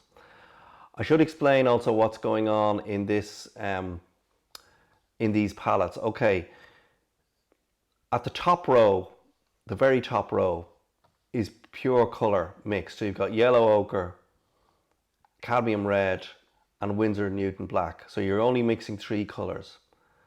Okay, and then as you move down to the next row below it, which says 0.75 beside it, that's got a little bit of white mixed into it. And then the next row, 0.5, has a little bit more white mixed into it. And 0.25 has even more white mixed into it. And finally then at 0.05, it's the pure colour with a lot of white mixed into it. So for example, in the yellow ochre column, the column on the extreme left, it's going basically in a sequence from top to bottom down to, you know, in 5 steps down to a very pale yellow ochre. At the bottom, on the other hand, then it comes up to the middle. Okay, you can see the way it's reversed down here at the bottom. I'm going to point with my hand here. Where is it? Yeah, you see there. So this row, whoops, here, very weird, up to there, from the bottom to the top. This, at the bottom row, this is the pure colour. And, but each one has a touch of blue black. Now, this is reading very dark on my screen. I'm not sure how it looks on yours, but they're coming out very black down at the bottom here, but they're not really as black as that. You'll see it when I send you the actual image. Anyway, at the very bottom here, that one, the very first square here, is yellow ochre with a touch of blue black mixed into it, and then it's yellow ochre with burnt sienna with a touch of blue black, and so on. And then you add white to them until you get to the middle row at the top. So you're going a little bit of white, more white, even more white, and a lot of white. Okay, so that's what's going on. Now, to show you how this works, then you get these kind of results. So in the Zorn painting here, we have the yellow ochre almost pure in the forehead. We have cadmium red with a bit of yellow ochre in the ear. We have a kind of an orangey colour, which is basically 50-50 yellow ochre, cadmium red with a good bit of white. A little bit more yellow ochre over the moustache, or at the top of the moustache, and so on. And then this beautiful greeny, complicated greeny yellow down here, which has got a little bit of blue black, yellow ochre, and a little bit of cadmium red in it there, giving you this colour. That one there is just pure yellow ochre and blue black mixed together with white. Blaise, sorry, just a question for you in this colour mixing. So you're saying a bit of blue ochre and a bit of yellow and a bit of this, a bit of that. Does this tell you, how do you know which colours to mix with it? Because the grid has got it on it. You see what I'm saying to you? I mean, I see the grid, but like, so if you could just do one example of that and just show it to me. Yeah, I'll tell you what I'll do. Okay, I'm trying to do that. Basically, what the grid has along the top, right? Yeah. I think I'll show you the film that I have prepared, which is me making this. That might explain it to you. You'll actually see the colours being mixed up. Yeah. Okay, I know this looks complicated. It's really simple when you actually do it. So here we go. Let's have a look. Where are my layers gone? Are the layers on that screen? Just bear with me a second. No. Window. Overlay. There they are. Okay, so this is making one of these, okay? Yeah. So, I'm just showing you there in the beginning. This is sped up, I'll pause it and so on. I get it like it's actually a little board, you know? Yeah. And I tape it out and I measure it out. And then I write out the proportions on it, okay? On the edges. And then what I do is I set out the palette, right? Yeah. So I'll be sending you this video anyway, right? So what I've done there is I've got yellow ochre on one side and ultramarine on the other side, and I'm mixing them 1 to 1 in the middle to give me this green, okay? And then, so I've got the 1 to 1 in the middle, and I put in a little bit more yellow ochre there, and a little bit more blue on, you see on either side of it there? Yeah.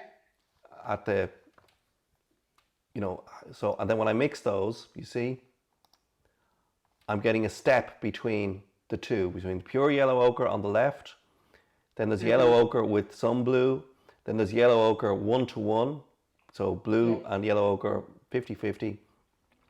And then finally, when I do this, you'll see that one there is more blue. So now we've got 5 steps going from, sorry, I beg your pardon, it's not yellow ochre there, it's cadmium yellow. Just rewind your mind there, replace the word yellow ochre with cadmium yellow. Okay, so this is the landscape one I'm doing here, not the Zorn palette, okay, but it's all the same principle. So it's cadmium yellow mixing with blue. Now, you see here, so then I go, and I know I'm going to have 5 steps. Is it 5, 4, 1? So that's a lot of white, a little bit less white, a tiny bit of white, okay?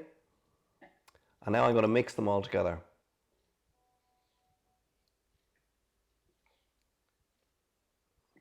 So you see now it's stepped down, okay? It continues then, it continues through each register or through each one, okay? It steps down. Yeah. Okay? Now, all I'm doing is, and you'll see it now in a second, I transfer these onto the... Yeah. Oh, that makes so much sense. I can see that now. That's great. Okay. Sorry, I only put this talk together last night, so I'm learning. I should do this part first, maybe, and then the charts. Okay. So you see what's happening there. Okay. Now, on the I'm going to move on to the next movie, just because we're here now. Where is it?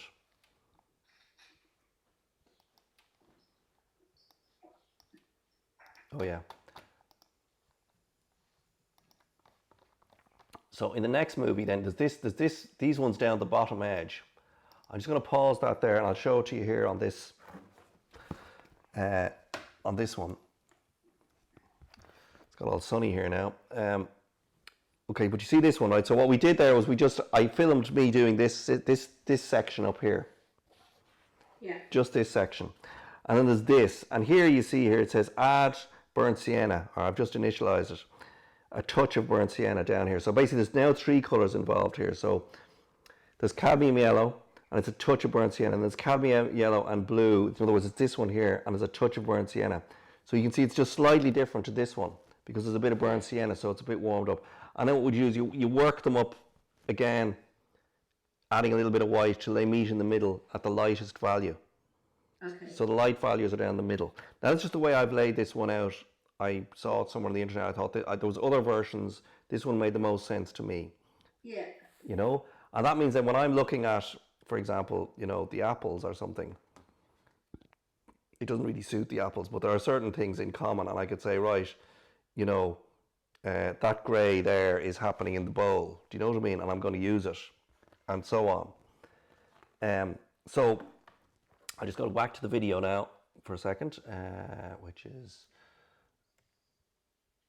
Here we go. So what I do is here, you see now I had so you saw the previous movie and how it ended, and there was a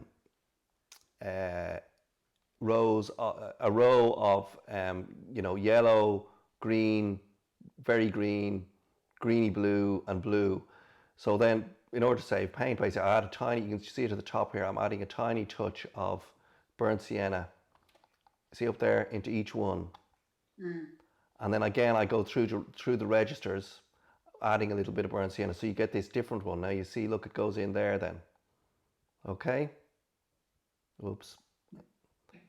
I'm just skipping on there a bit. That happened very quickly. But you see there, it goes in there. Okay, with the burnt sienna added. Okay? Yeah. Does that help? Yeah, that is great help. Okay, and then basically what you do is you proceed to the next set of colours. So now I'm going to mix up the next register of the blue mixing into burnt sienna. So it's the same procedure. It's for the next row. Okay? See that? And that's mixing into, there's pure burnt sienna with white as the last row. Okay? And so you basically repeating that process through each one. Here finally then is the adding yellow to all of those ones, which makes them slightly greenish, and then you'd paint them into the squares down here. Okay? So it's complicated. Sorry about that. There's lots of stuff on the internet. I'll be sending you all this, as I say, you know, in various formats, and you know, I had to figure it out. So, and I'm telling you, like, maybe I'm more confused. They were none of them were easy to figure out, to tell you the truth. There's quite a few videos on doing these palettes. But really why I recommend doing them is it gives you control of your own palette. I say most people use way too many colours, and therefore they can't play their own instrument, because a palette is like an instrument. You've got to be able to know your way around it, you know, and like a keyboard or a guitar, you know. So I'm just going to continue on through Mr. Zorn's thing. Here's how long, Blake, yes? how long would it take you to put that palette together? Just what kind of time would you allow for something like that? It looks like quite a while. It was 5 hours. I thought so. Okay, cool. Yeah, no, but I mean, like, I'm telling you, it's worth it. It's a gateway into a whole lot of precision and knowing what you're doing. Because let's face it, like, I used to just puddle around, you know, hoping. Yes.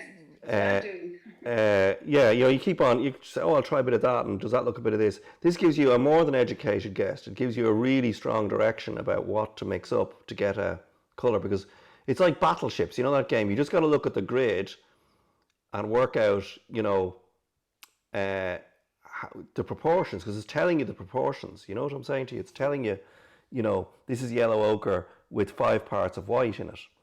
Yeah. You know? Or this is yellow ochre with a little bit of red and 5 parts of white in it. Do you know what I mean? Just by looking at it. So, I mean, the first painting I used it on, seriously, was this one I did a couple of years ago of, what is he? He's the Dean of Christchurch. I think he's the head of the Church of Ireland. Very nice man. Anyway, and his cheerfulness and storytelling, I hope to get across. But anyway, the point about it is, like, there are things that happened in this painting. So I painted the whole thing in this palette. The whole painting, it's about a metre and a half high by. So the whole painting is done in this palette. Everything, except there's a little bit of blue in the chair down there in the foreground. I had to get that from somewhere else, but that was the only thing. So particularly in his head, I'll just show you now. Here's the breakdown. So it was really orangey at the front here. Then, you know, a dark cadmium yellow ochre with a bit of black to get the shadows. The bit where it really helped is, see that really subtle purple that it's pointing at there. Yeah. Kind of where he was shaved. You know what I mean? So it appears a little bit blue along his cheek in front of his ear. You know. Like, I don't think I would have been able to get that before this palette. I would have known it was there, and I would have been reaching for bits of blue and all kinds of stuff, and I would have overcooked it, you know. I think I would have over-emphasized it. Whereas what this palette does is also keeps you in a very narrow range that all kind of match together, you know. So that allowed me just to kind of go, oh, that's that colour. And so I put it in, and it worked perfectly, you know what I mean? So that was it's a huge relief, because you're in the middle of, you know, painting a portrait. Anything can happen. It can go horribly wrong, you know. So so that was great, you know, and it gave me a lot of where's that going? Yeah. So then on the light side, it was just the brightest thing in this register from, you know, again slightly bluish, but just very light, because obviously the light colors also have colors too. Then the hair came out of it as well, so you've got this yellow ochre and black mixed with white to give me the light grey hair. Then just pure yellow ochre and black because it's very greeny. So this is a blue black, so it comes up greeny. Now, so it was at this point I was going to show you the movie in the talk I prepared, but I'll just show you here. So what we were doing was, in the first thing, we were mixing up that much paint in the first piece of video I showed you. In fact, I'll just show you the video again, just to recap. So this is what's being mixed up, just this corner here in the video. There we go. So we'll just go on here a bit. You see what I mean? So it's just that corner there. So it's kind of, it's easy, but very rarely do you do color mixing in such a methodical way. And once you do, as I say, it's just a gateway. It opens a lot of precision, if you like, or just sort of like, okay, I know what that is. The other thing I'd recommend is the book. There's a book called Blue and Yellow Don't Make Green by Michael Wilcox. I'm going to show it to you now in a second. It's over there on that bookshelf there, Morgan, if you could get it for me. I am pretty sure.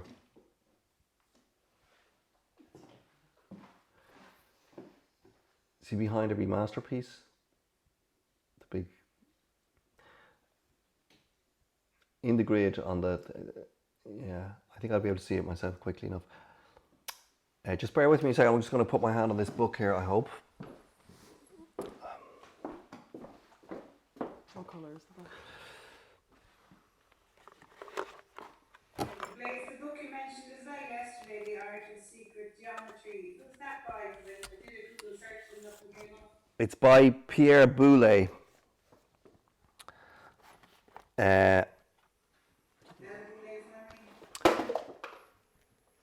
It's out of print.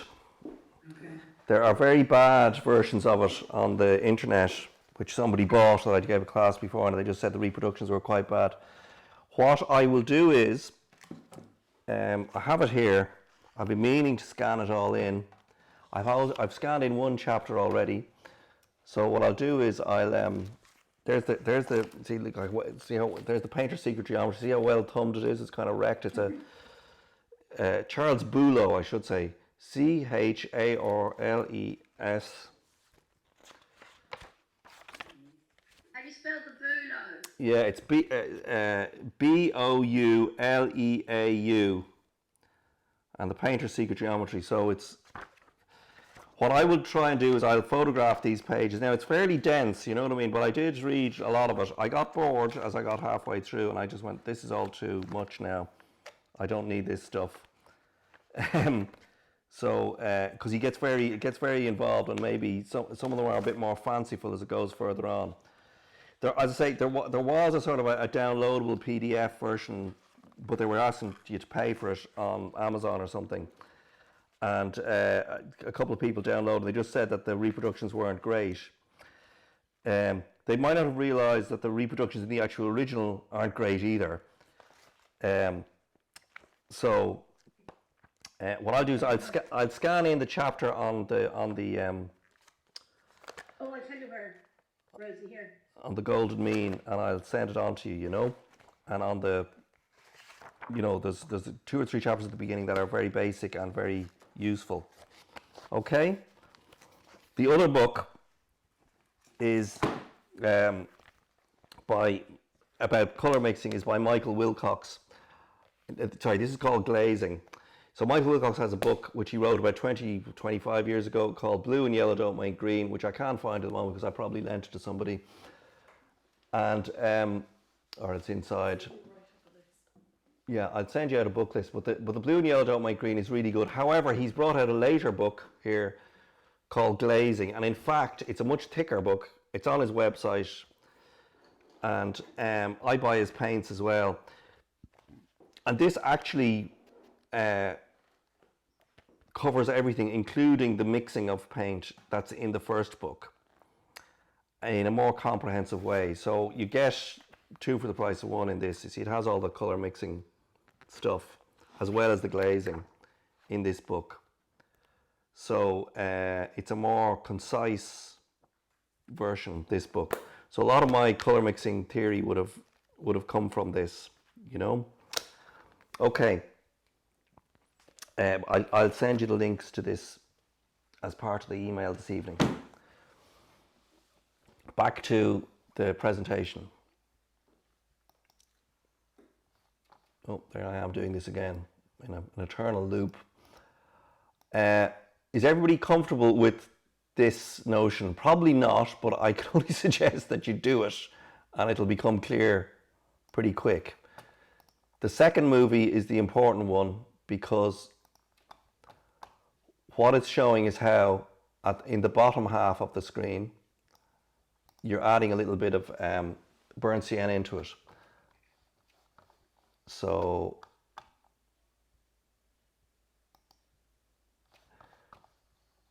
that's this next part here. Oops.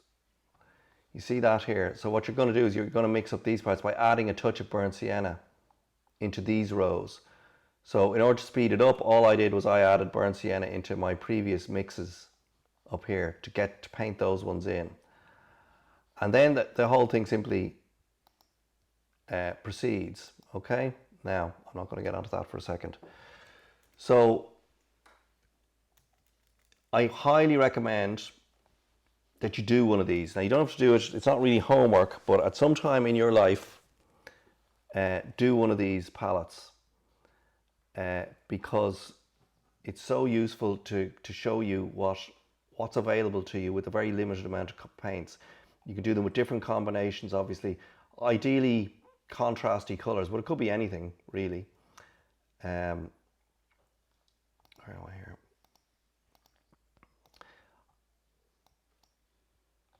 So I was just saying there, so what you do is you mix up the top rows and then you mix up the bottom. Before I move on, and I'm sure there's lots of questions, let's have those questions. So ask away now, folks. Hello? We're all gobsmacked. Are you? Is that too much? Too much information? Perhaps if we watch the movie, then we can ask questions. Do you want to watch the movie again? Okay. Yeah, I mean... Unless other people have questions first. Yeah, I'll put the movie up again. You know what? It'll just loop around, and you can yeah.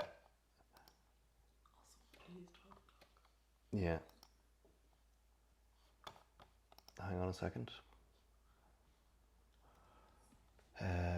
Just bear with me a second. Sorry, the video file. Okay. There we go. Okay, so that's me laying out the board. Okay, so there's a fixed number of, you know, things. Like, the other thing is I'll be sending you a little image of both of these palettes, and I suppose in a way you could just copy them. What I did was I went and I printed them out. They're actually the right shape and size. You could bring them down to like your local chemist and print them out as a photo, you know, and I stick it to the inside of my paint box, so it's not as big as this one, you know.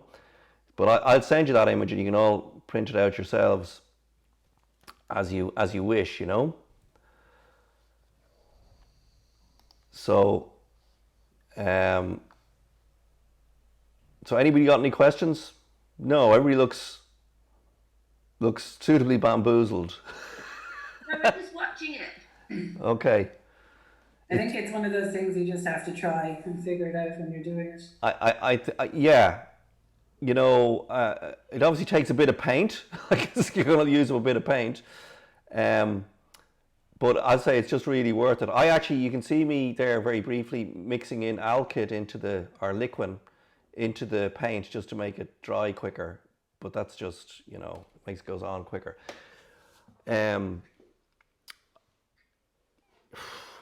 what can I say to you? Do it. That's all I can say to you. You know, I'll send out the video. I'll send out a link to the YouTube video that I followed. You know, it's an iterative process. However, once you do it once, you know, you'll go, oh, you know, because I say what happens is people set out a vast amount of paint often on their palettes and are confusing themselves. So this looks confusing, but honestly, it'll simplify things later. Okay. I don't think anybody's got any questions because you're not asking them, so I'm just going to go ahead then. My only question, please, is Yeah. what is the blue tape you're putting down? Oh, I asked Orla to get me blue tape, and I wouldn't use it again. That was what arrived from the art shop. I just said I need narrow, thin tape. You know, so I had better stuff before that I lost for stenciling things out on actual paintings. You know what I mean? That's semi-tacky. I did learn one important hot tip for you. If you do use paint to stencil, or sorry, tape to stencil paint, because sometimes I would have used that to paint the windows in The Scientist, for example. I would have used tape to make the edges really hard. The problem is often it's not putting the tape on is not a problem. It's when you're taking the tape off. And if you use a hairdryer, it'll loosen up the glue on it and it'll come up more easily. You know, because you kind of need it to be strong enough so that it stops the paint seeping underneath it. But you also, as I say, get into trouble then because sometimes it sticks to the thing. And in fact, while this looks beautiful now, as you can see in the final one that I made, and this is where I learned because somebody said it to me. In the final one that I made, this is little, see these really annoying things here? They're little bits of blue tape that didn't come away. So that really annoyed me, being a bit of a perfectionist. However, somebody said to me, oh, you know what you do there? If you just use a hairdryer, it lifts off perfectly. So that's what happened to the second one. It all came off much more perfectly by just warming it up. So there you go.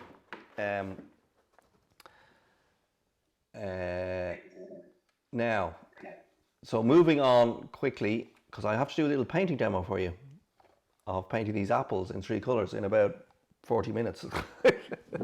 It'll be quick. So I'm just going to go back to the presentation here. Oh, here we go again. Stop. And that goes on, right.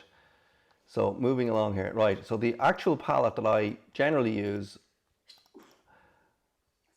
I've used for 20 years, is this. And again, I'll go back to you're trying to organize your palette like an instrument. So these are laid out in the same place on the palette every time. You know, I'm just like a lot of people want to know what colors you use. So I'm just putting this up here for reference. But I'm not suggesting that you use this palette. I'm saying for the moment use a 3 color and white palette. And with the apples, I'm about to tell you what palette to use, or certainly that's going to work for my apples. May be slightly different for yours. So, and with that palette, I've painted all of these paintings. You know, so you can get whatever you need out of those. What is it? 8 colors. Yeah. What's like about the Winsor and Newton and the yellow ochre? It's shit. Fair enough. I'll tell you why. It really puzzles me. Okay, I buy your man Michael Wilcox's paints from schoolofcolour.co. I sent it, I think, in the materials list. So I buy his paints, and the reason I buy his paints is that they're very pure pigments. He also wrote the book on blue and yellow don't make green. He basically says you only need these 6 colours to make every colour. I'm inclined to agree with him. He augments it up to 12, but that's all he does. This is anathema to Winsor and Newton, who mix hundreds of colours. As you know, if you walk into an art shop, you know, there's hundreds of colours by Winsor and Newton and other colour manufacturers as well. But a lot of them are romantic names like, you know, Rose Madder, Tint. And these are to catch the unwary out, because actually they're pre-mixes. They're mixed in the tube. And it means then you can never really get control, like I'm trying to get control by using the purest pigments available. So the colours I have chosen and the colours that he makes and a lot of the good paint makers make are really pure pigment. I used to make my own oil paint. That's a whole other workshop. And the way you make it, it's really simple. You're just basically, you have the powder pigment and you just add linseed oil and then you grind it together. It takes about 2 or 3 hours to make a load of paint. It will fill up about 10 tubes, but you've got to mull it all together with a muller. I'd say it's a whole other class. But you get very nice paint and it's really easy, but also it's really pure. Whereas what happens with some of the bigger manufacturers is that they add filler. They add filler being cheap ingredients, generally chalk, to make the pigment go further. And for some reason, Winsor & Newton were generally quite good, but not fantastic. I mean, they hate Michael Wilcox because he wrote another book called The Artist's Guide to Colour, in which he goes through every paint tube that's available on the market. Winsor & Newton do not come off well, so they hate him. If a shop says they're going to take Michael Wilcox paint, Winsor & Newton say, we're taking everything out. If you take that, we're gone. There you go, that's how much they don't like him. So, and also because he's saying you only need these 12 colours, so that will kind of wreck their business model, but that's another story. Anyway, their yellow ochre is a clay. It's one of the cheapest pigments you can buy. So it's incredible to me, but they have added some kind of a filler in it. So that means when I go to do the Zorn palette with students, where I'm doing paintings of flesh, that when I go to mix up Winsor & Newton yellow ochre, it gives utterly different results with a load of, basically having filler and chalk in it means it's already got a lot of white in it mixed, so it gives a completely different result. So that's why I really don't like it. There's the long answer. Okay. So avoid it, really, basically what I'm saying. It's not a good pigment. Real yellow ochre is very zingy, very orangey, really strong pigmenter. That's the reason it's been around for 500 years. It's a brilliant colour, but not the Winsor & Newton version. Okay, so I'm obviously, not getting any affiliate links to them. Okay, back to this. So yeah, I was just showing you, that's my general thing. Quinacridone violet, incidentally, which sounds very complicated, is also known as permanent alizarin crimson. The original alizarin crimson that the Impressionists used was a synthetic, but it fades really badly. And that is why, in fact, all the shadows under Impressionist trees and so on are becoming really blue. They used to be much more purpley, and the alizarin crimson is fading. It fades pretty quickly, so everything that was mixed into is simply fading out. So let's say it was you were getting a purple with ultramarine blue and alizarin crimson. It's now becoming much more blue. Anyway, so here's my paintings mixed using those colours. Now here's the palette for the apples, and I'm now going to paint the apples for you. So really what I'm going to concentrate on is probably cadmium yellow, cadmium red, and ultramarine and burnt sienna. The quinacridone is just there because when I'm looking at the apples now, I'm going to look at the apples now, lads.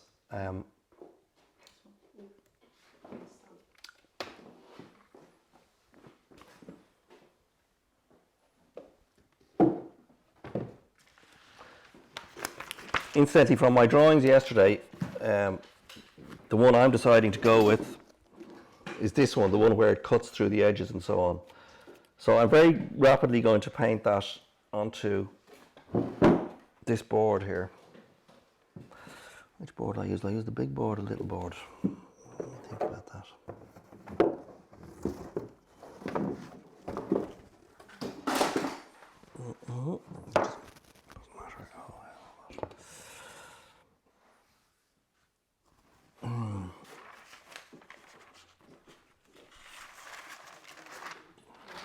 So, has anybody got any questions? You can chat away to me while I'm just getting myself in order here. And I'll try and answer. Do you turn your This, palette a tiny bit? the easel? Yeah, the easel. Which way? Towards you? No, the other way. Yeah, just get the apples. Perfect. Okay. Oh yeah, you want to see the apples through here. Okay. It's okay. Okay, bear with me a second, folks.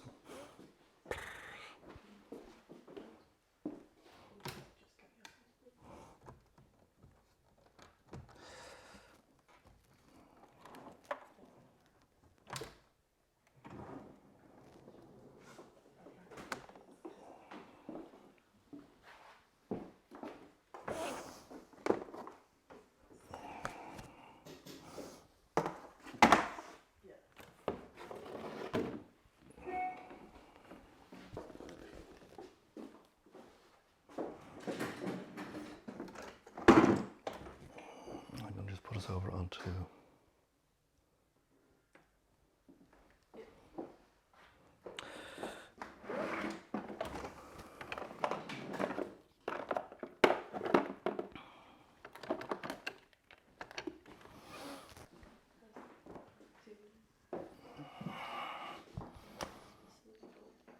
Freya, could you go and get me a jar with some turpentine? So the jar, see that box up there? The jars are in there. Put in about 1 inch of turpentine from the big bottle down there below. The jars are over there, yeah. So Morgan, just zoom in here on my. No, you concentrate. Yeah, Morgan, I said. You just zoom in here on my. Yeah, it's this camera, but it goes back to your screen share when it's.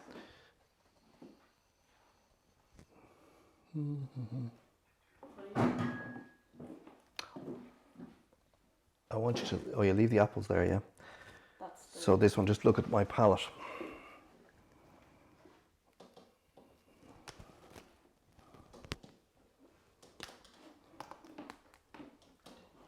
yeah, that one doesn't do. I'm on the right camera. I know, but Oh, yeah. it's easier to fit so it's not on. That's good now. She has it perfect. What's the matter? Okay. So I generally lay out the palette in the same order every time. So going darkest to lightest. So there's my cadmium yellow.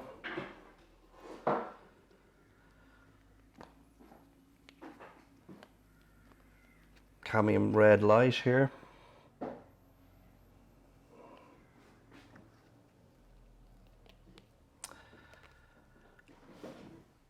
I don't think I actually need this. This is the quinacridone violet.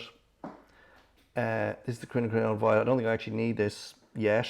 I'm going to leave it in reserve. And I need some ultramarine blue, and I need some burnt sienna, I need some white. So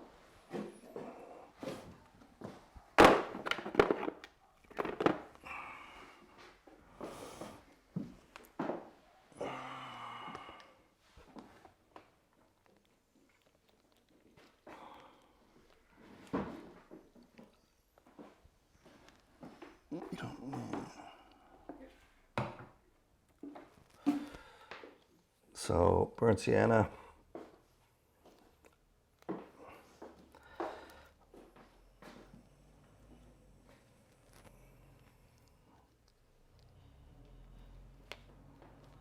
Is that somebody pulling in, or is it a tractor? It's a tractor. Okay.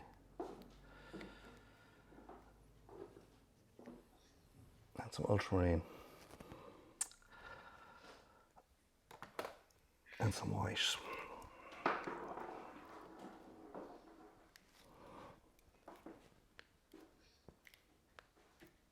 Okay. Thanks. Will you just put all those paints in the paint box behind me there? Thank you. Okay, I just want to show you something here. You see the way this palette is laid out here. This is just me. I just like them to go, so they're darkest all the way around to lightest. And if I was adding other colours in, it'd reserve them, because what I want to do is I want to be able to reach for the same, and they're always generally in the same position, because I don't want to have to think as I'm painting about where are things, and I be searching around for them. So, so there's the apples. Now you can see already, if I just, oops, it's a bit sunny there. What can I do to, oh yeah. The yellow is kind of there already. You zoom out a little bit, yeah. There's not much use for the burnt sienna or the ultramarine, but although you can see in around the bowl there's a shadow. So you can see how, like, that's why I chose these colours. It's appearing a good bit darker on the camera than it is here to me in real life. It's much brighter. We can just bring up the exposure there and see if we can get that to be, yeah, again, keep going up. It's a lot brighter on actual Zoom. Oh, is it? Okay. Well, no, Yeah, it depends what they're using. yeah. That's fine. What I'm seeing there is good. I don't know what everybody else is seeing. Everybody's got different screens and setups. So, just to come back to this here for a second. Just not. Yeah, it's not there anymore because she was looking at my palette. So now. Your shoulder is very much in the way. Okay, I'll try and can't move that much. Okay, so that's the drawing I've chosen. So I could transfer this in a number of ways. I might just copy it, might be as quick. I think I'm just going to copy it. However, I am going to lay in the armature on the little panel I have here. Now, as I said before, a ground and the colour of the canvas plays a crucial thing, but in this instance, it has most definitely got to be a white one. So I'm going to just pencil in a couple of things here. Oops.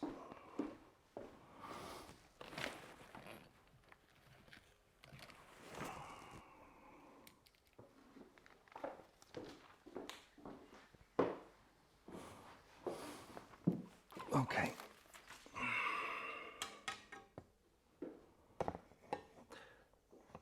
So that particular composition was made up of on the armature of the rectangle or thirds. So I'm just going to lay that out here. I'm pressing a bit harder and using a softer pencil than I would normally in the hopes that you'll be able to see it on screen. Yeah, just move around. Tilt the screen a bit faster. Mm-hmm.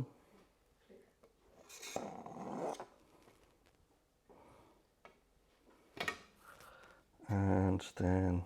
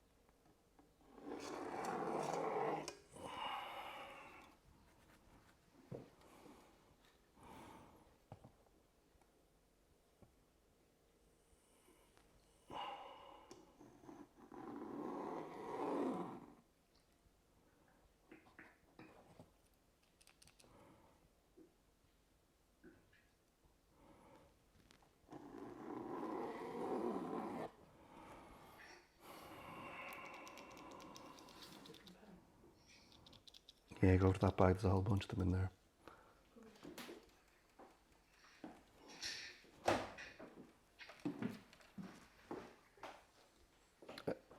Yeah.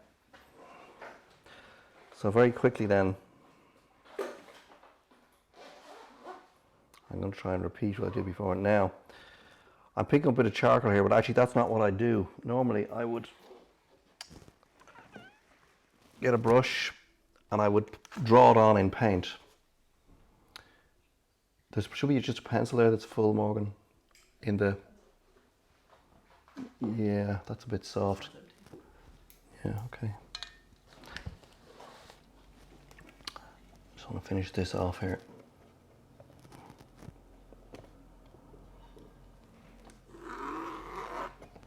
Now I generally wouldn't really like having all this pencil on it, and I'd rub it off, you know, because it'll corrupt the whites later, possibly.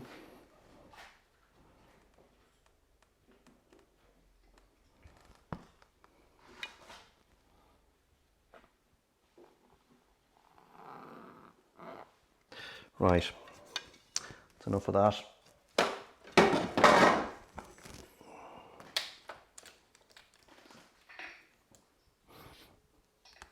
need a brush. That's the right sort of brush, let's see. Okay, don't worry about it. I have one here.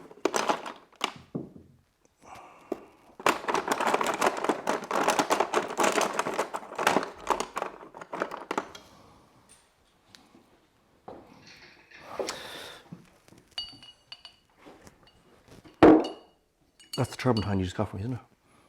Yeah. Good stuff. Okay. So listen, just shoot out any questions as we go, because I'm going to be working here now. So what I do is I would make up a very, very light grey, just to draw in the bowl to begin with, because I don't want whatever colour I use to paint this in to affect things later. So it can't be too dark. That's nearly dark enough as it is.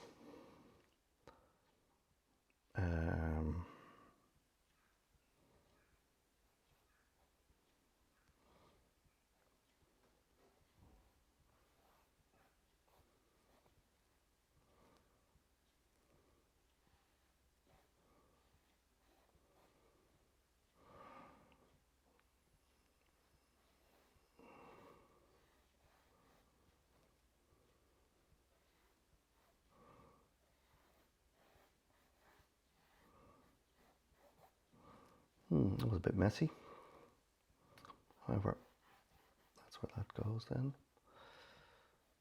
That's where that goes. I'm kind of adjusting the shapes of the apple to fit my armature a bit, but nobody will know other than us.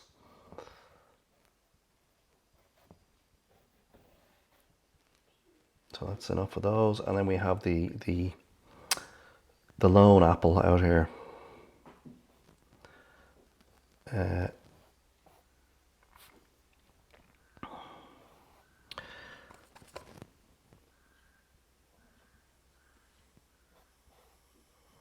Now the one thing is, you see that grey I used there? Don't fancy that, because the apple is such a light colour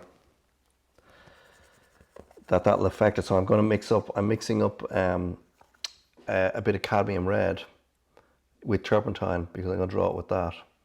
It'll work way better and it'll be less bothersome in the later layers.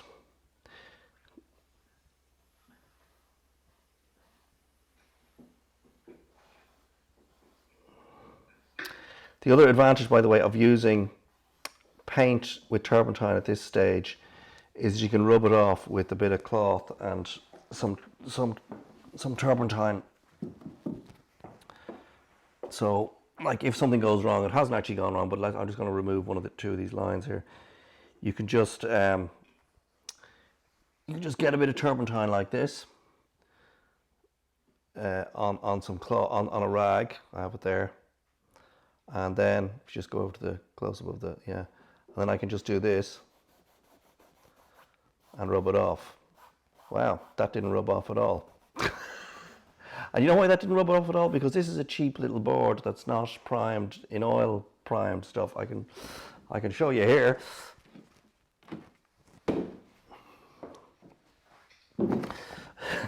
Just to show you that works. Let's say I have turpentine blue here that I've drawn something on like that.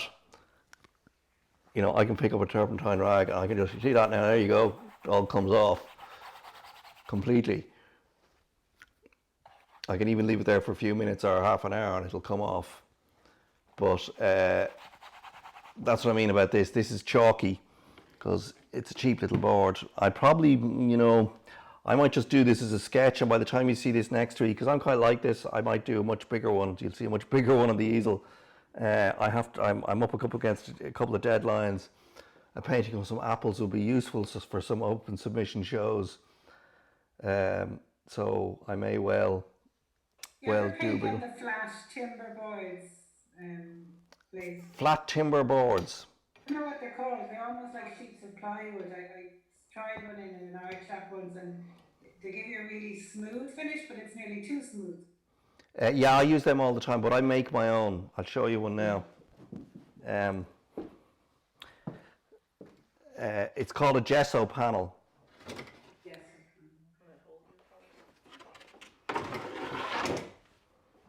So here's one I prepared earlier, as they say. So it's got 6 layers of whiting and rabbit skin glue on it. It's been sanded smooth, and they're a beautiful surface to paint on, and it's primed and everything, and to make it less absorbent. The ones in the shops are not primed to make them less absorbent. A gesso panel is normally and initially designed to be used with tempera, egg tempera. So it needs to be really absorbent. It's like acrylic, it dries instantly. But for oil painting, when you buy one of those, you should really just paint on a layer of alkyd, meaning liquid. Sorry, alkyd is the actual name of what liquid is. Okay, just in case I often get asked, like, what's alkyd?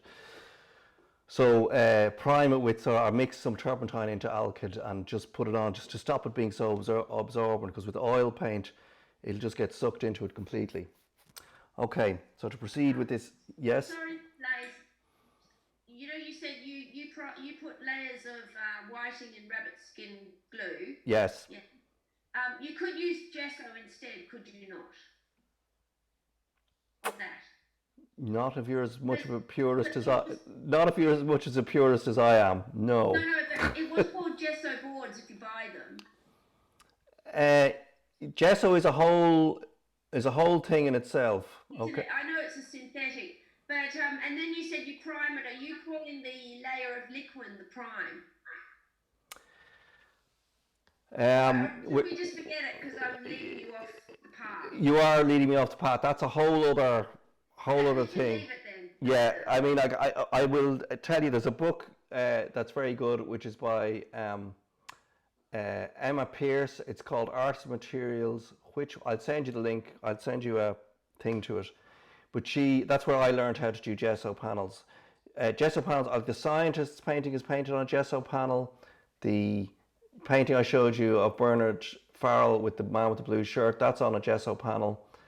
So I use them a lot. They give a really smooth finish. It's what Holbein painted on, was a gesso panel. But I'm talking about a gesso panel made, you know, using the techniques of the 15th century. You know, what Van Eyck was painting on and so on.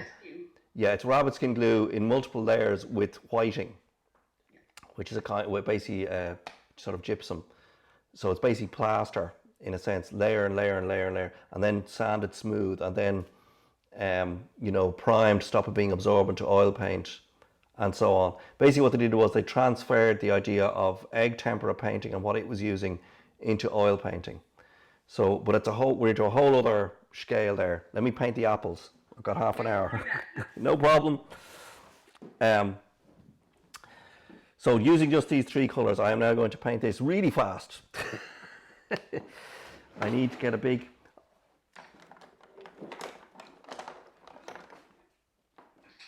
soft brush.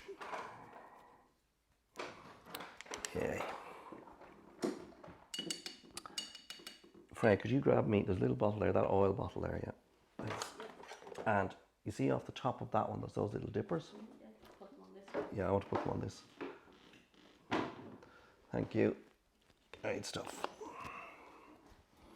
Okay, so I use quite a bit of, I'm painting directly here now, right? But I would use quite a bit of oil in it to make the paint go on smoothly. I'd use a soft brush, not a bristle brush or a hog hair brush to do that. So I generally lay in the, Jesus, the sunshine is hitting Mike, can you see that? It's lovely, but I want it to go away, it changes everything. What am I going to do about that?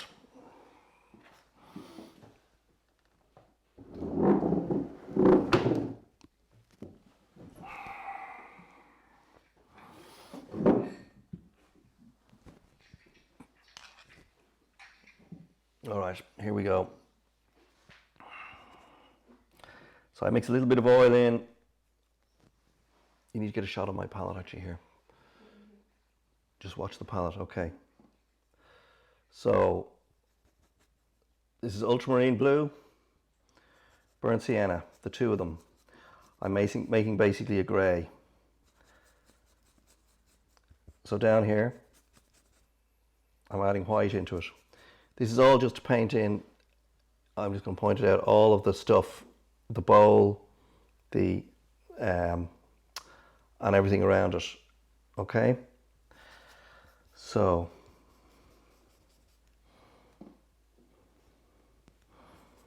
that's too dark right away there.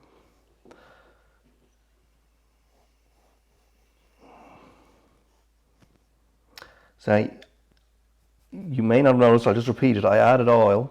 Show me the palette again. I added oil from the dipper in here to make this go on more easily. Like most painters, I tend to concentrate on putting in the dark areas first. Now all I have here is a mixture of ultramarine and burnt sienna and white. I have a feeling I'm going to need to put a little bit of cadmium red. I want it to be purpler in that shadow.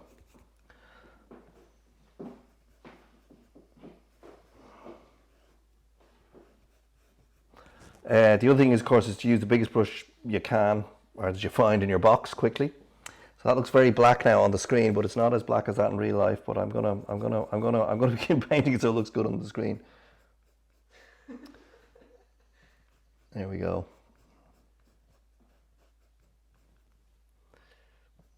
Actually, Freya, will you brighten up the picture, or Morgan? Because I think it's, yeah, that's much more like it. If you're looking, there's a big difference between the two screens. Oh, is there? Okay, well. But it's off of someone. Yeah. Just trying to get it somewhere in the middle.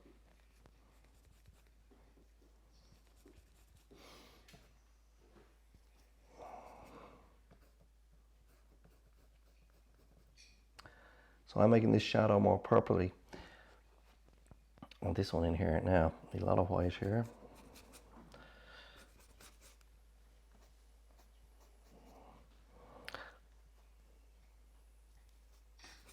So I suppose so far I've only used a little bit of cadmium red, ultramarine and burnt sienna. And the sunshine is playing havoc with my, you know, if you're Irish, of course, you can't give out about sunshine, but I am. I'm giving out about sunshine now. I wish it would go away. I wish we had a nice dull day like we were promised.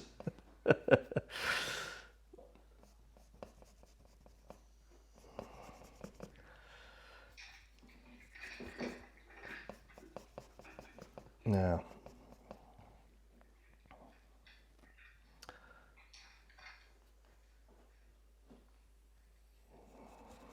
so oddly what's happening is that because the sun is striking this so hard,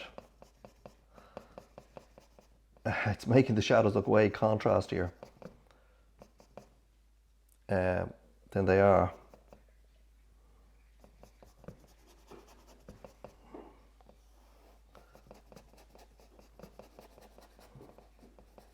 So I'm just basically painting this shadow. I'm going to paint in the stuff around it. I've basically got a very light purple mixed up here. So I've got a little bit of cadmium red, a little bit of ultramarine, it's leaning slightly towards the pinker end of it, so I'm just airing in that direction. I'm adding more to make it go on fast and to make it transparent, because I want to make use of the panel color that's underneath. I am adding a good bit of oil into it. So it's all basically the same color here. Don't like that yolk there, it's annoying me.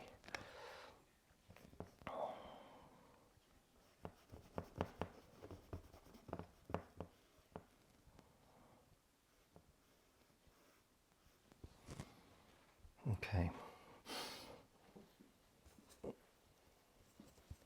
And there are truly mad things happening on the bowl. That's good. So I just added a little bit of cadmium yellow into this here for the bowl at the front leading edge of it. And in fact, I'm looking at the whole bowl. It's all that color basically.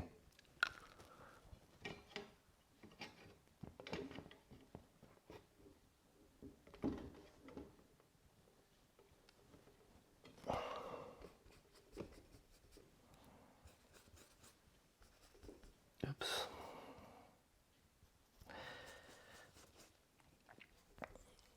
So instead of oil, you could use liquid here, but I'm happy enough to use the oil.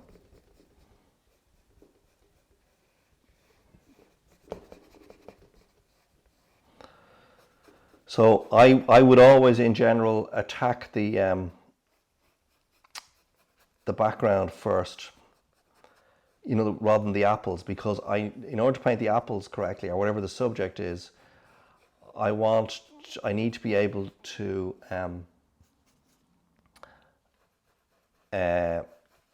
gauge it against these background colors. So the intensity of those reds and yellows on the apples, I can only see them if I've got these white and greys in. So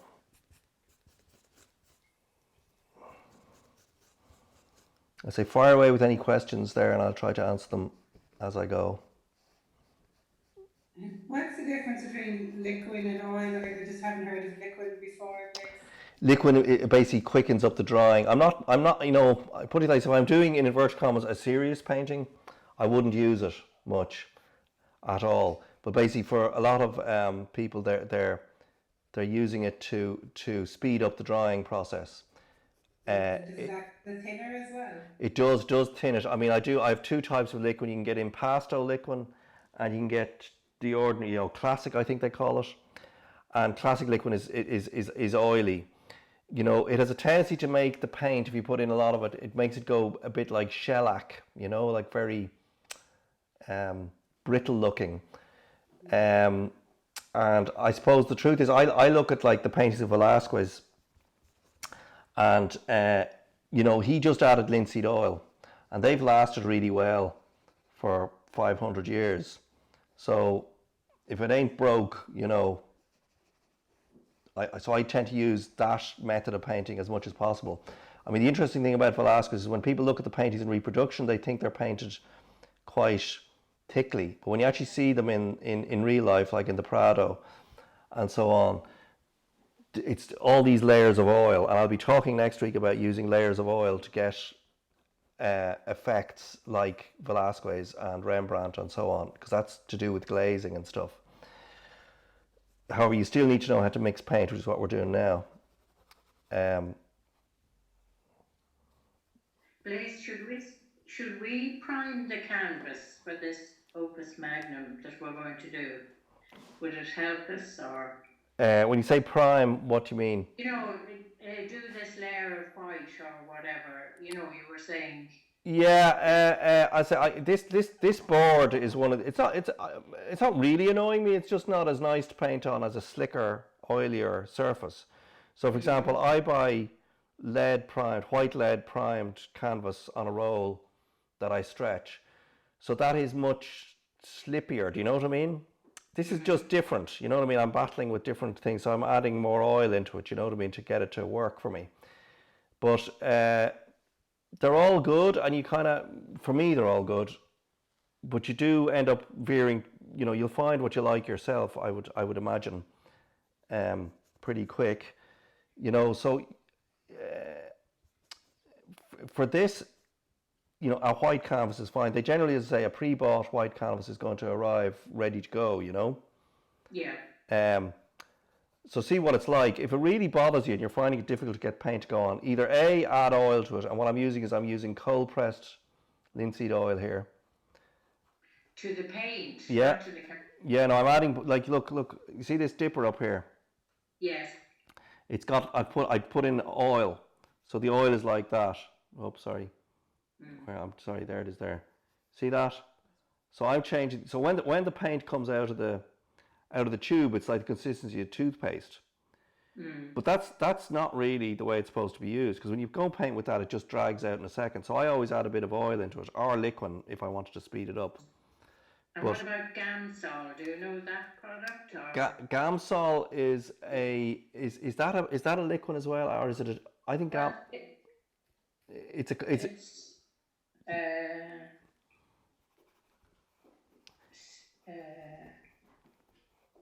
mineral spirits. Yeah, no, that's mineral spirits. That's what I thought. Yeah, that's a thinner.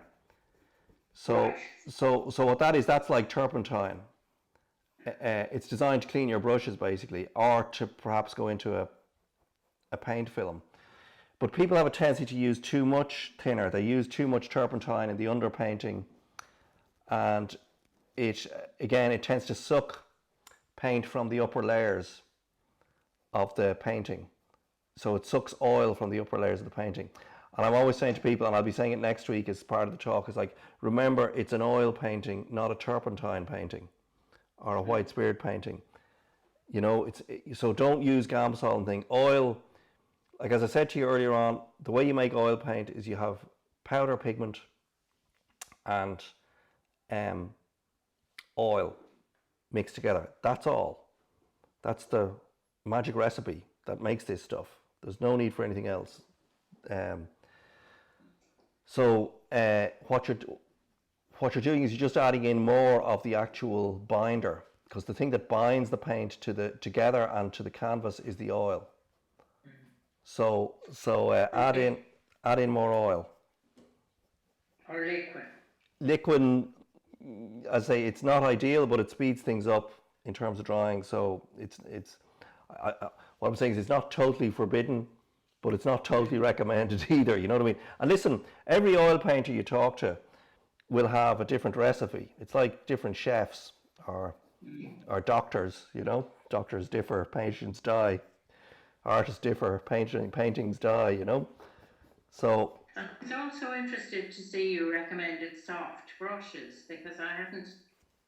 Hog hair seemed to be the holy grail in my limited experience. So. Yeah, well, you see what I'm doing now. I'm not painting in hog hair. I'm painting in soft brush. Well, it's because also, like, if you're trying to get on paint that's the consistency of toothpaste, you need a hog hair brush to kind of force it on. Right. But that paint consistency is only because everybody thinks, oh, it's ready to paint on straight out of the tube. Not really. In other words, in the past, they used to have paint was much oilier. What's happening is now, you know, they're using machines to make this paint up. So what you can do is you can put in much less oil and much more pigment and still get it to kind of bind together. Whereas if you look at paintings of artists holding their palettes in the past, they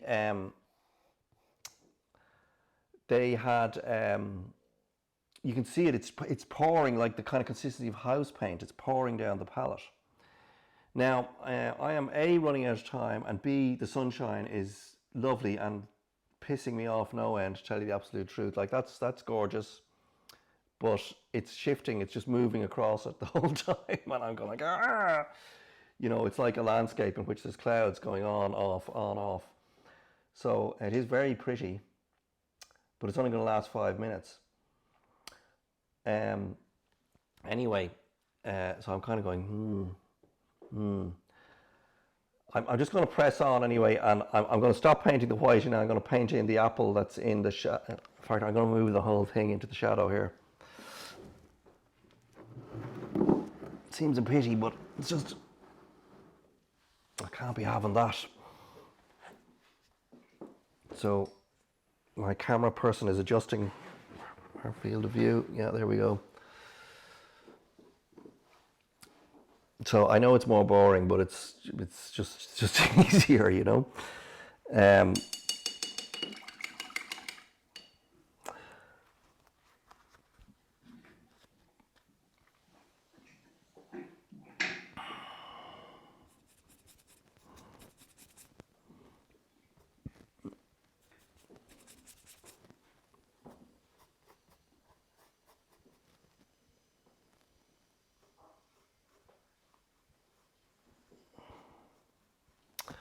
Right.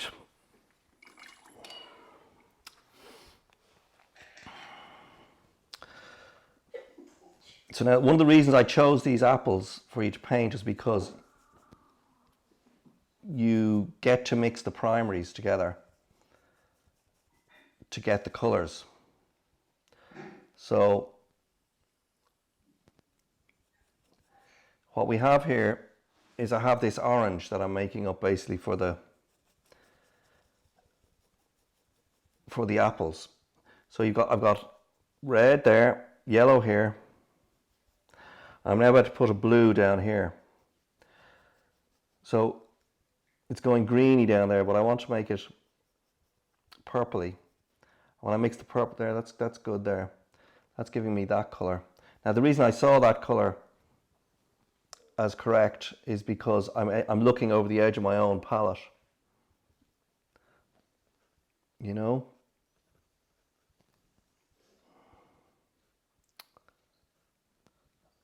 Now that looks really, on the screen there it looks really dark to me, but that's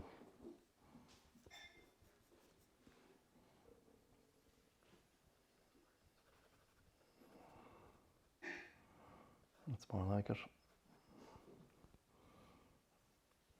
So I see, I would start, well, I would generally start in the shaded areas of this kind of thing, because, you know, oil paint is generally a case of working from dark into light.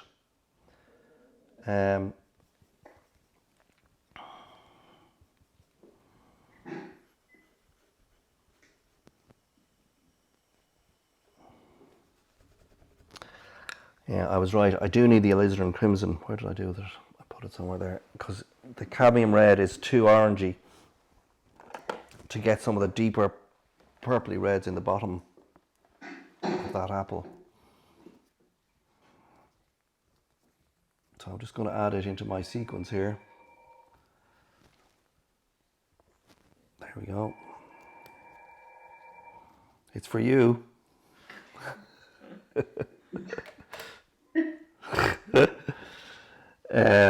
Better mute myself.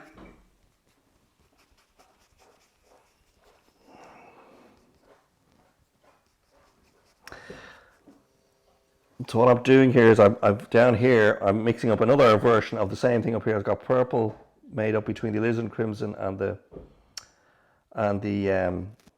ultramarine, and I've actually mixed in a tiny bit of cadmium red into it as well.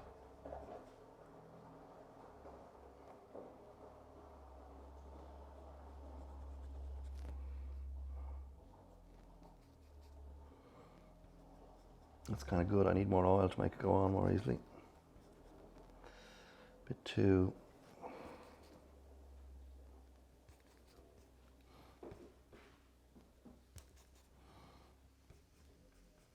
Yeah. About oil, do you mean linseed oil? I mean linseed oil, yeah. Okay. I mean, I use cold pressed linseed oil. You could also use refined linseed oil, I think it's called. But I tend to think the cold pressed, you know, it's like the first pressing of the stuff, so it's purer, and that means it's less likely to yellow.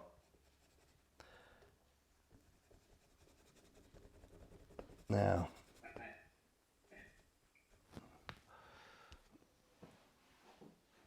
we're beginning to, right, now I'm beginning to motor, as it were. Okay, let's get this done.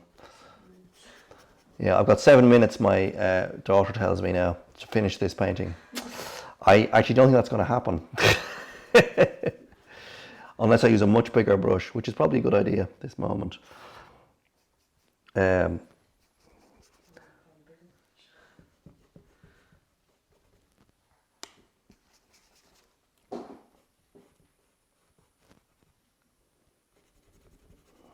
I suppose what's nice about these, well, the apples that I have anyway, is that there's this oscillation between purple and yellow, which is always good because they're opposites on the color circle, you know.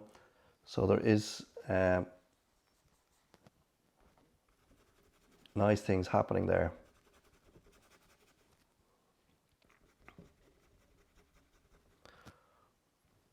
That's too dark.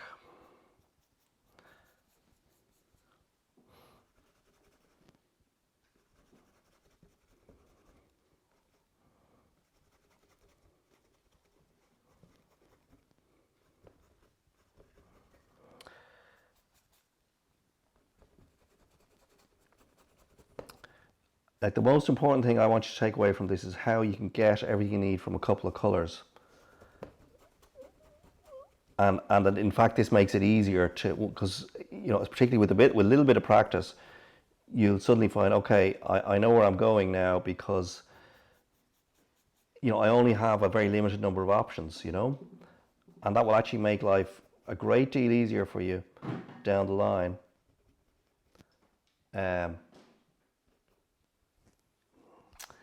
Now,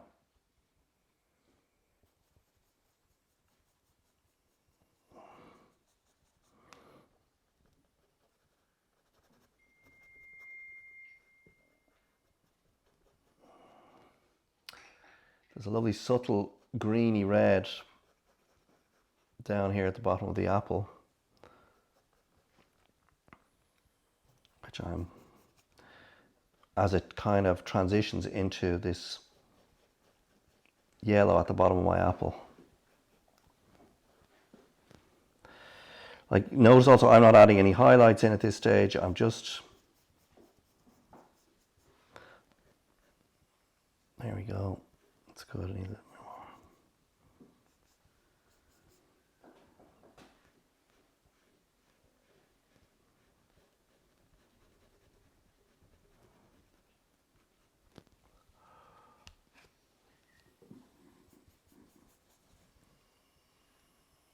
I know I've just, as I was working there, I noticed that the same color is occurring over here. So while I have it, I'm going to put it down over here. I'm just going to have a quick check around. It's probably over here.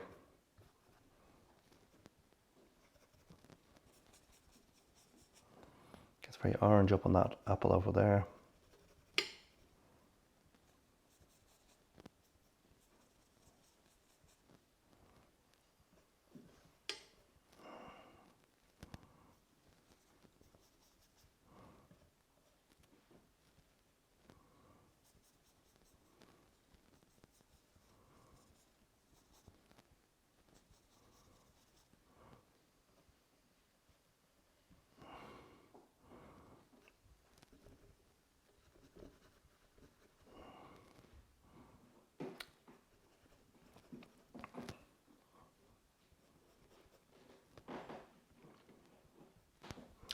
So just as we come to the end of the class, your homework is to do one of these over the next couple of days with your apples and your composition, just so you know.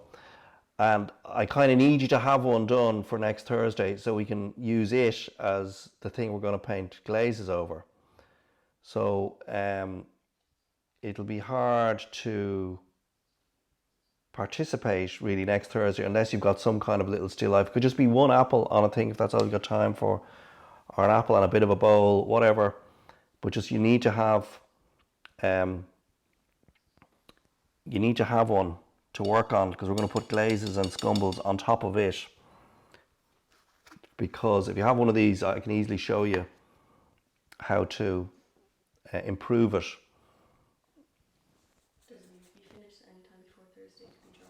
Yeah, it needs to be finished. Like, use alkyd if you need to speed it up, but basically it needs to be finished and dry by next Thursday. That means really you've got to do it the next couple of days, ideally.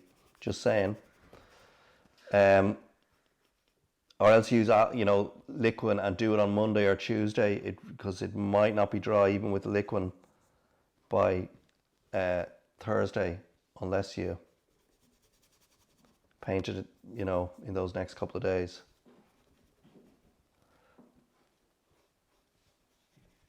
That's kind of good. This is Can I ask you a question? Yeah, of course you can.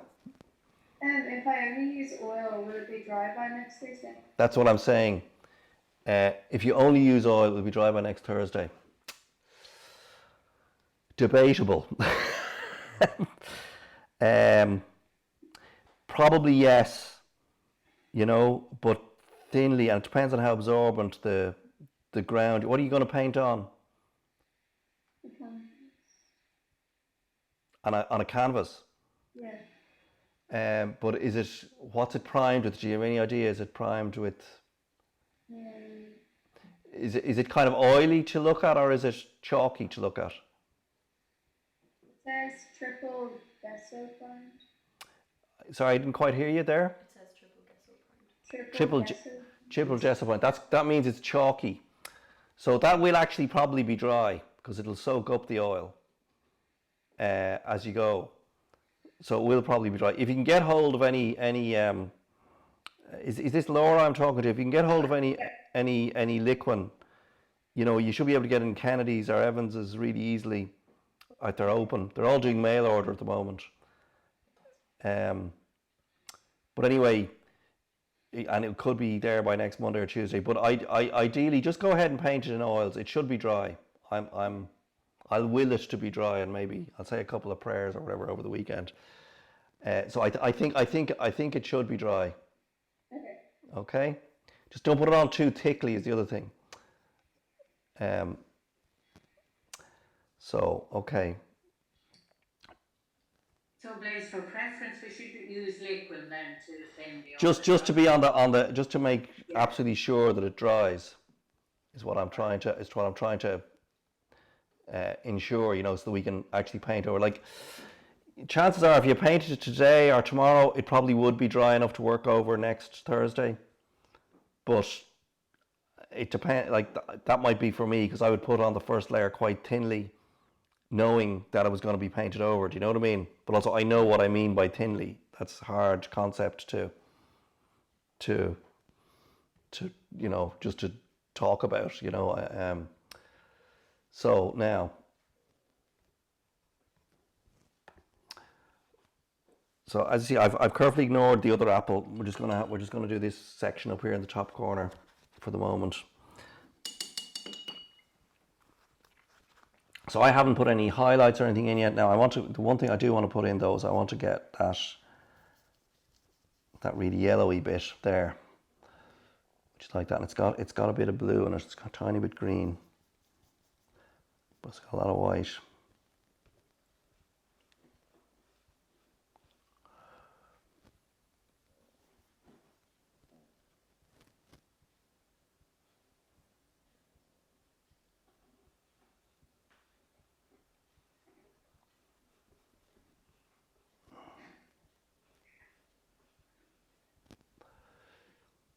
Not bad. So, Blaise, you have left a good portion of the bowl without any paint.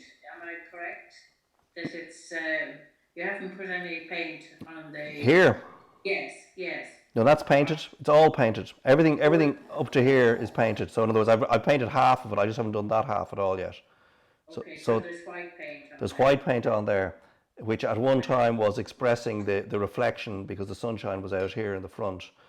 I'm not sure if that's going to survive much longer, to tell you the truth.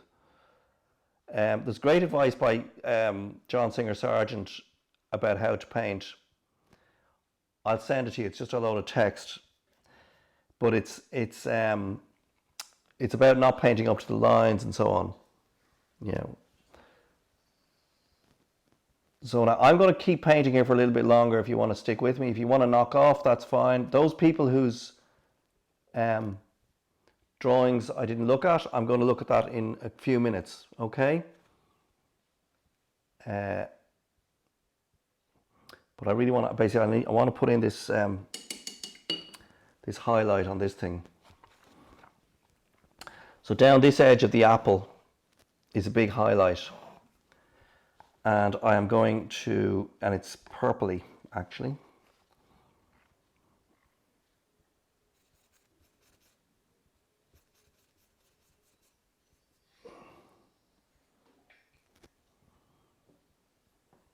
Or maybe it's yellowy, or maybe it's a bit of everything.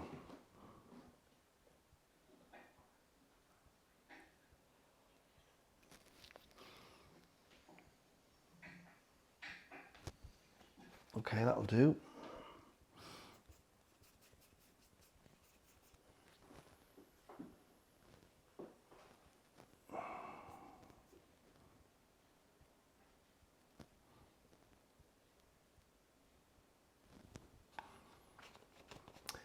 I want to clean up the upper edge of that bowl. It's really annoying me. So I need white.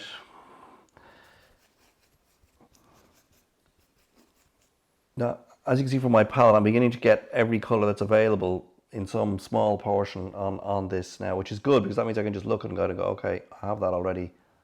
Let's just put it in. So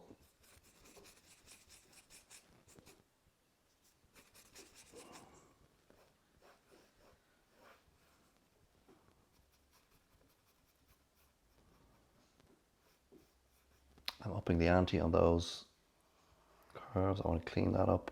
I want to stop that happening there. There's yellow, much more yellow in that shadow than I thought there was initially in there.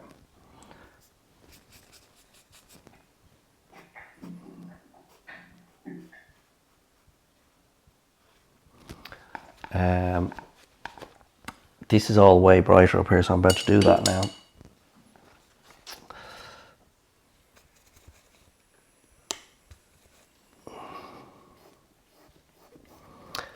So here you can see I'm painting white on white. It's probably very difficult to see on the screen. But basically, oops.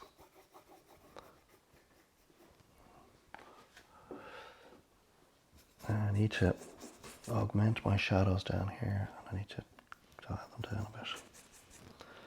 When you say you're painting white on white, I'm guessing you're not using like pure white out of the tube. You're toning it down maybe slightly.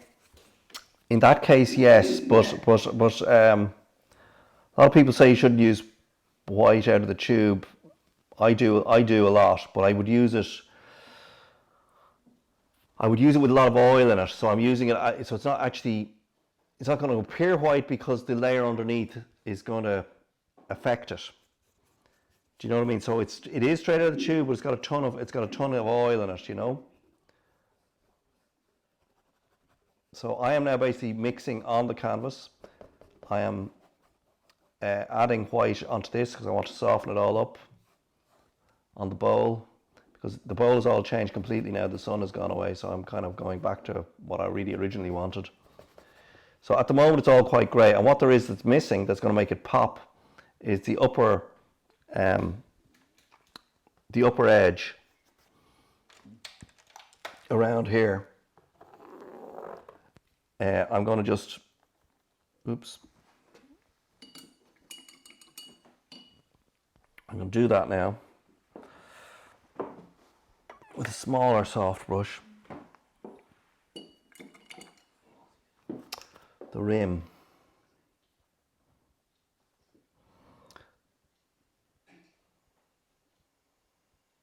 So that's pure white there actually, now that you say it.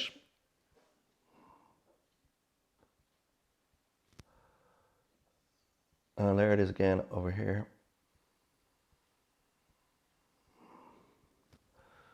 You see the way immediately that's made that lift off that particular leading edge. So I had to, I suppose, quite deliberately sort of set that up with the greys underneath it.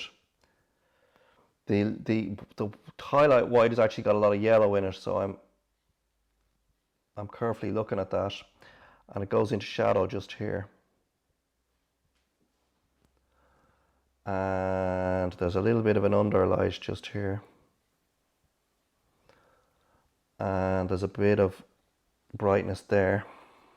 So I'm now literally using pure white, mixing into the greys that I already have there to make subtle adjustments.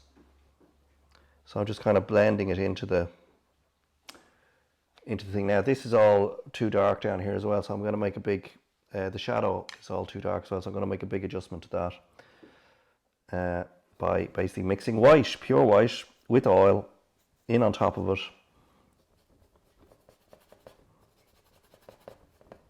But I'm only going up to the edge of the shadow there. I'm effectively just dialing it down a good bit because it wasn't subtle enough. Over here it's got more yellow in it, so I'm adding more yellow into the shadow, I mean, so there you go.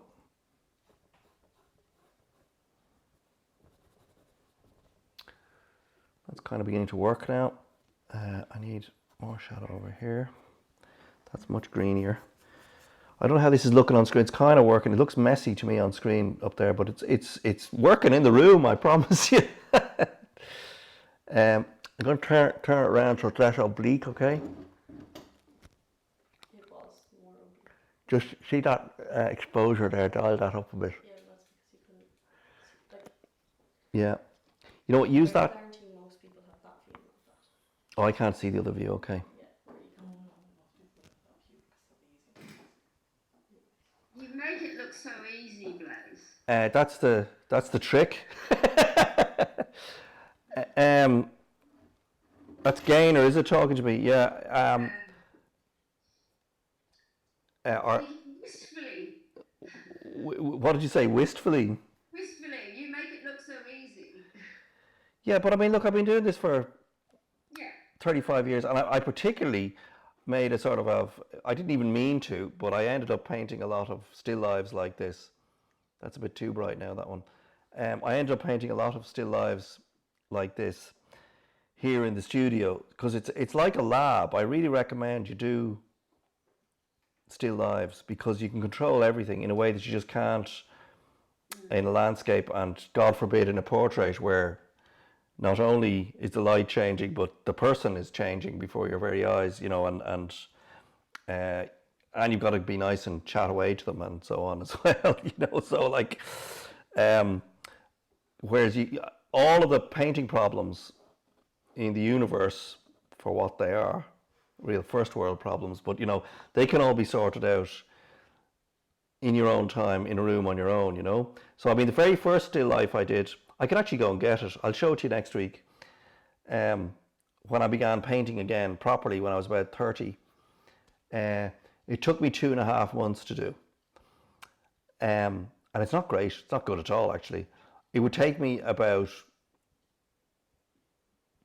8 hours to do it now, or to get a comparable result. Maybe a bit more, maybe 16 hours. It's kind of meticulous, but I'm absolutely certain that basically I was learning on the job and I was correcting and going back over things. So it's not easy. It's just time, you know. Now I'm going to stop painting there, but I am going to finish this painting for next week, because I'll be able to show you how you can modulate all this. So if you can all do a painting like this of the bowl to the best of your ability, I can show you how, no matter what goes wrong for you in this painting, we can improve it dramatically with extra layers next week. Okay? So I'm going to call it, like, that's the formal end of the class there. But now I'm going to look at those people's drawings. Anybody who wants to stick around and see what I have to say about them, please do. Thanks, Ray. Thanks. Yeah. Can I ask one more question before you go? Yeah, please do. Yeah, I'm not going anywhere. Actually, I'll be here all day. Yeah. Would you like us to send a photo of, like we did yesterday? Would you like us to send a photo of our painting with that? That'd be no harm, actually. But I'm not going to critique them as such. I'm just going to show you. I'm going to have my painting, which is going to be, you know, similar to yours is the idea. You know what I mean? Like, and I'm going to show you next week how I put layers over this to make this, to make the apple more subtle or more apple-y, and the shadows more subtle and more shadowy, and you know what I mean, like, and you'll be able to do that then to your own painting that day or that afternoon. Do you know what I mean?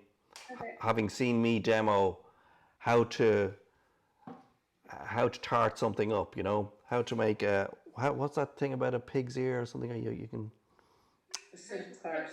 A silk purse. Sow's ear. That's the one. Yeah. Silk purse from a sow's ear. Yes, that's what I hope to be able to show you next week.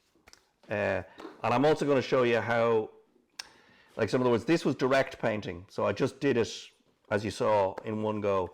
But I'm going to show you indirect painting next week very quickly as well, about how using an underpainting in black and white, you can do things incredibly rapidly, you know, just by having painted it a couple of days beforehand. Okay, so that's the plan for next week, and there'll be another incredibly informative slideshow as well that you'll have to deal with in the middle of that as well. Okay, giving you the history of painting and how all these techniques developed. Thank you. So do send me the picture if you like, Laura. That'd be great.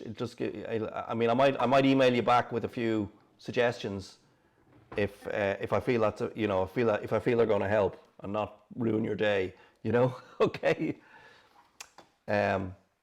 So I'm now going to look at the drawings that have cropped up here. So how do I do that? Remind myself. Oh yeah. Okay. So whose work is this? That's mine. Yeah, Joanne. Great.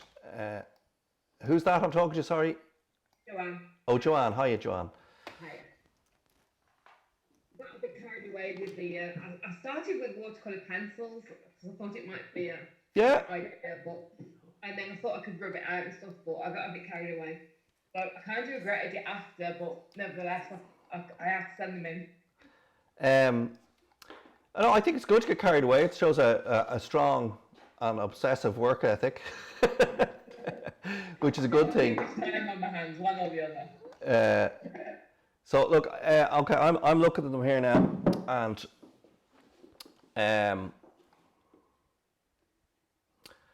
okay, so that one's the thirds. I see what you're doing. I think you could just make things a bit bigger. Do you know what I mean, on the whole scheme of things? You know, in other words, I think if you had, you know, made this apple bigger and this bowl bigger, you know, that it might, like, in other words, I just feel there's just a little bit too much space knocking around there for my taste. Like, as I say, there's too much space between this apple and the edge. You know what I mean? Yeah. Three different ones there. Yeah, I know that. Yeah, I know that. So we're going to move on to the next one now. Yeah, that one's better. That's much better with more going on in it. And I mean, everybody seems to have stuck rigidly to 4 apples. I'm glad to see you weren't afraid to add an extra couple. So good for you. I think that's the right thing to do.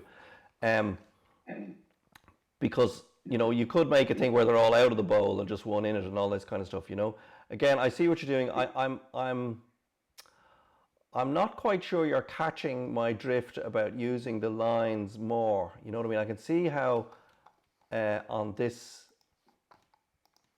you know, you've got this line here is kind of touching this and that one there. But I feel, you know, there's more use to be made of stuff going on. Maybe there is stuff going on out here. Do you know what I mean? Like, maybe it should sit within those. Do you know what I mean? Yeah. So if they're not actually there in your armature, you know, look for them, make them up, you know. So that one, oops. You know, that one is kind of working, but you could make it have more meaning in relation to the shadow and so on.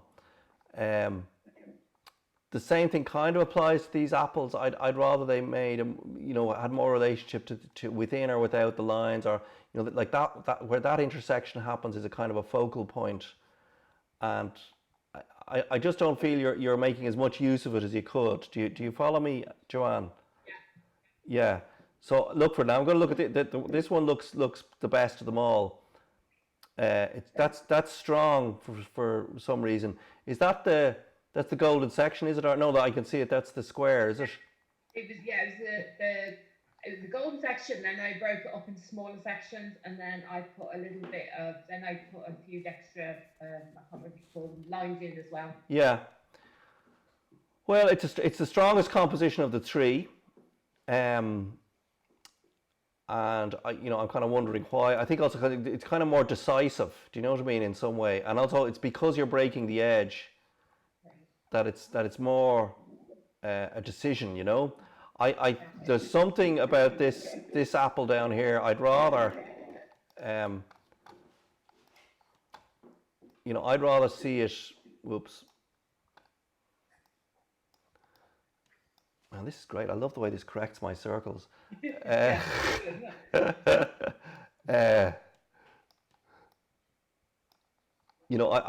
just feel, well, a third apple or something, either a third apple or move that one down to here. Something needs to move around in these two. I just don't feel like I can see what you're saying. You're putting that one there right on the. It looks like the square of the short side. That looks like a big square there. You see what I'm saying? Yeah. So that's fine, but I kind of nearly rather see that one here, and this one maybe just a little bit more. Just something. And keep like. You're right to have the what would you call it? The stem part there, but just turn it so it's on that. You know what I mean? I'm just saying a little bit more. I can see you've got. Is that a line going through that there? Is that my imagination? No, yeah, it was. I tried to pick up the folds as well. Like there's a couple of lines to see. So I thought I could incorporate the folds of material in with the lines as well. Yes. Like the stalks of the apples that are there. I tried to pick up onto lines as well. Yeah, no, I mean, I think you're getting it in this one more so than the other ones, and you're getting the idea. You know what I mean? And I often, if there's a conspicuous fold, will try and have it land on some line or diagonal in some way. Again, just to make some sense within the composition. Yeah. So that's definitely the strongest one. But I suppose I don't like the way those two apples at the front look like they're just in a line. Do you know what I mean? Okay. Yeah. That's just my taste. You know what I mean? You might like to just line them all up. You know what I mean? And do your own thing. What do you? I think when I finished them, I was a little bit.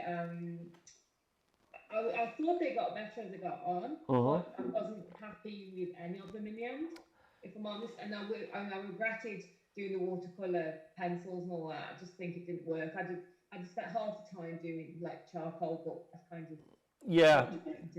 And I wasn't really sure about two apples myself, really. But I did think it was probably the strongest, but I didn't feel it was correct. Yeah.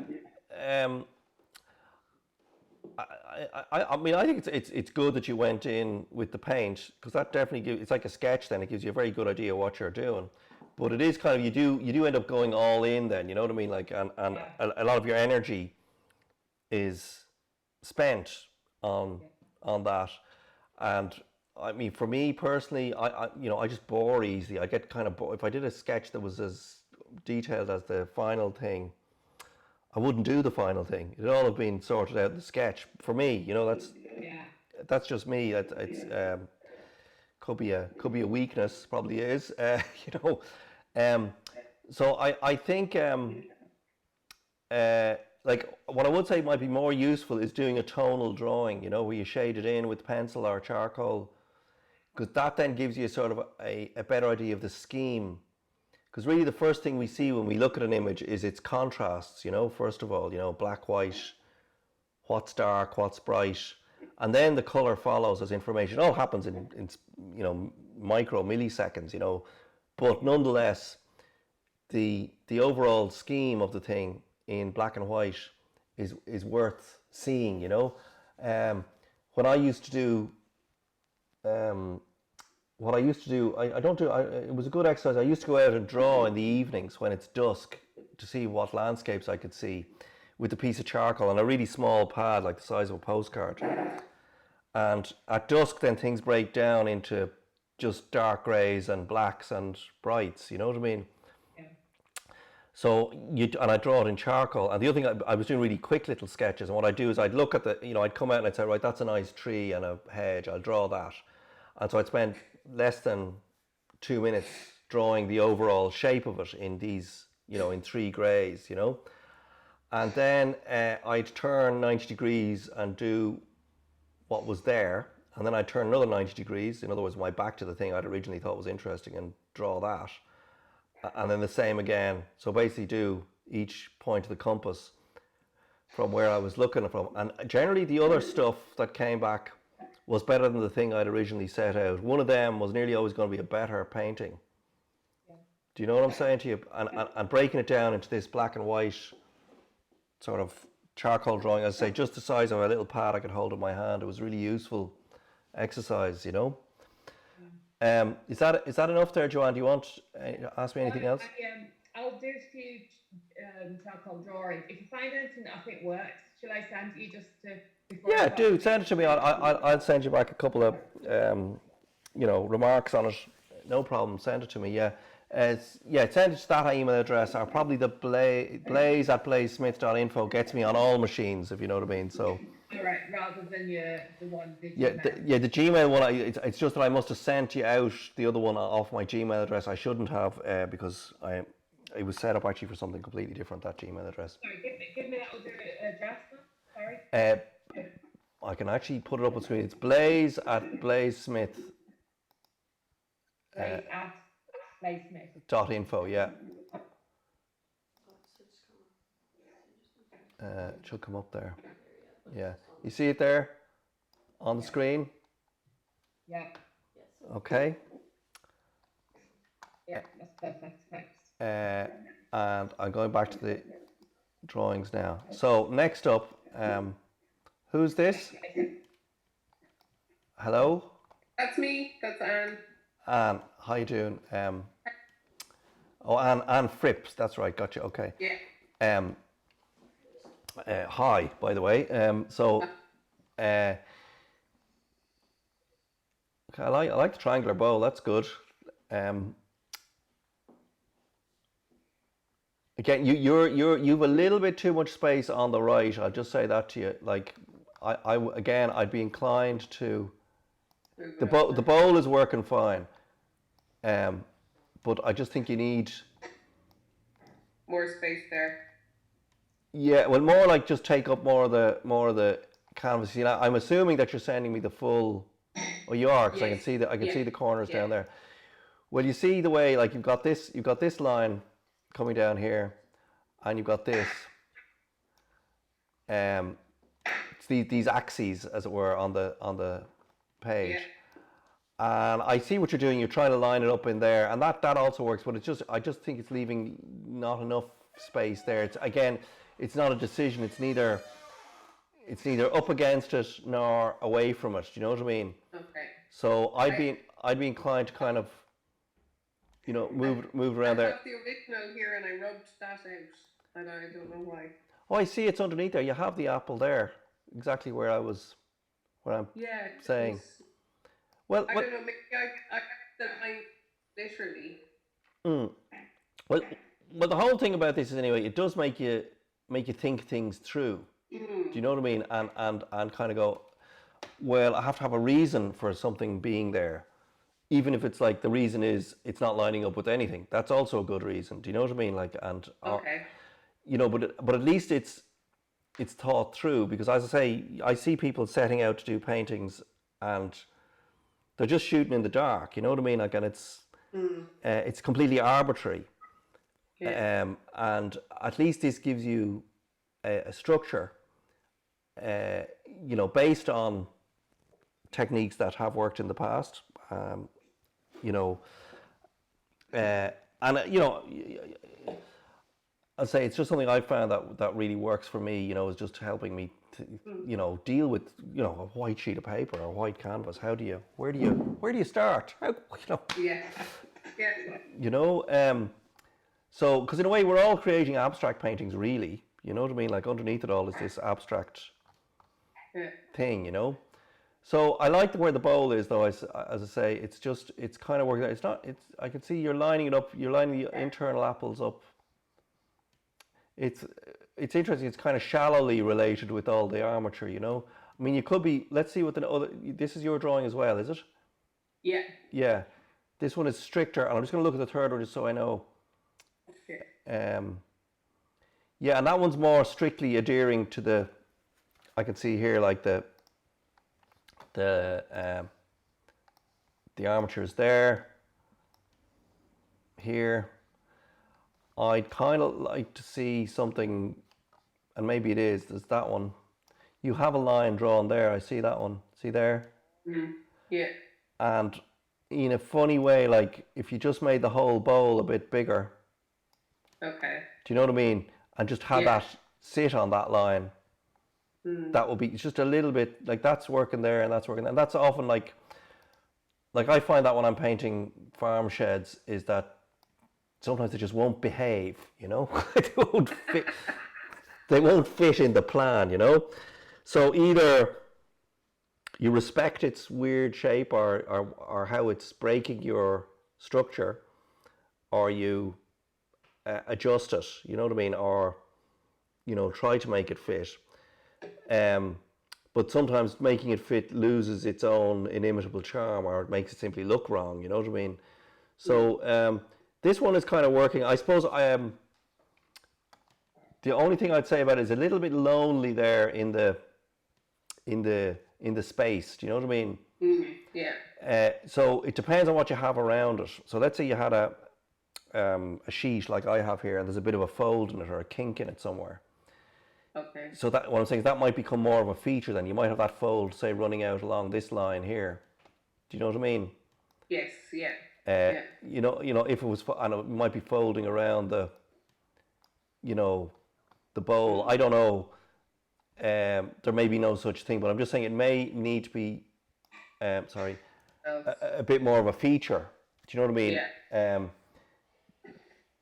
Now that being said, I've painted a lot of things on completely plain white backgrounds, but then the shadows become a bit of a deal. You know what I mean? It becomes really important to place it then on the surface. You know. Yeah. This one is the most interesting, and I think good. I think this is probably the one to go with. Weirdly. Yeah. The apples weren't full enough for the bowl. That's why I turned it upside down and kind of. Yeah, you know, I like that one. I mean, there's no law saying you have to have the bowl at all. You could just disperse your apples. Okay. As you see fit, you know. Yeah. But what I do like about this is that at least you're thinking about sort of like, well, there has to be something going on up here. Do you know what I mean? And you've put the apple up there and raised it onto an intersection point here. You know, which is giving it importance. Yeah. You know, and this is kind of fitting neatly inside that. I suppose if anything, I might say, well, what happens if you make the bowl there? Do you know what I mean? Like it stops. Like I've taken the curve out of it, but you know what I mean? Like it might be a bit more. Like I suppose what you've done is you've made it end at the line, whereas I'd be inclined to sort of have balance, so it's straddling it. You know what I'm saying to you? Like it's. Okay. Some of it's over it, some of it's under it. Okay. I think that I'm just gonna. This is just for me to have a better look at the overall thing. This apple, this is good. This one is less purposeful. Do you know what I'm saying to you? Okay. Then it might be like you see that armature there. Yeah. Like what if that was a bit more like you turned the apple, like so that its stem was there or the back end of it. Do you see what I'm saying to you? Yeah. So it just kind of it lent more. I'm not sure. I just moved around a bit and try and make it kind of go there or something. So it's a bit. So it's doing so. So then between the two of them, they emphasize that line. Do you know what I mean? Okay. Yeah. You know, again, you've got a lot of space up here, so you're going to have to be aware of making a feature of like how the wall hits the back line. You know. Yeah. I like the fact that you put the back line bang on the third. You know, that's making use of it. That's the right thing to do. But you just have to make sure that this is. When I say active, what I mean is just don't tune out when you're painting that in. Okay. Do you know what I mean? Like a lot of people just go and fill that stuff in. That's more important than the apples. Okay. Because that puts the apples in a place. You know? I mean, I could show you some of my own paintings of still lives. Just look at my website and stuff. Okay. You'll see what I mean. Like, even though it's very plain out the background and foreground, in many cases I've spent more time fussing around the intersection of the wall to the backplate, the folds, the shadows, whatever it's sitting on, than the actual object itself. It makes it more believable, you know? Okay. So, do you have any questions, Anne? No, that's perfect. Okay. That was the one that I kind of liked the most, but I wonder will they make my life harder with reflection on the bowl. But sorry. But yeah, I'll take those suggestions on board and move it around a little bit and go for it. Just a little bit. So is it this one you think you're going to do when you just said there? I think, yeah. Yeah, I think that's, well, it's going to be the most interesting, you know, certainly.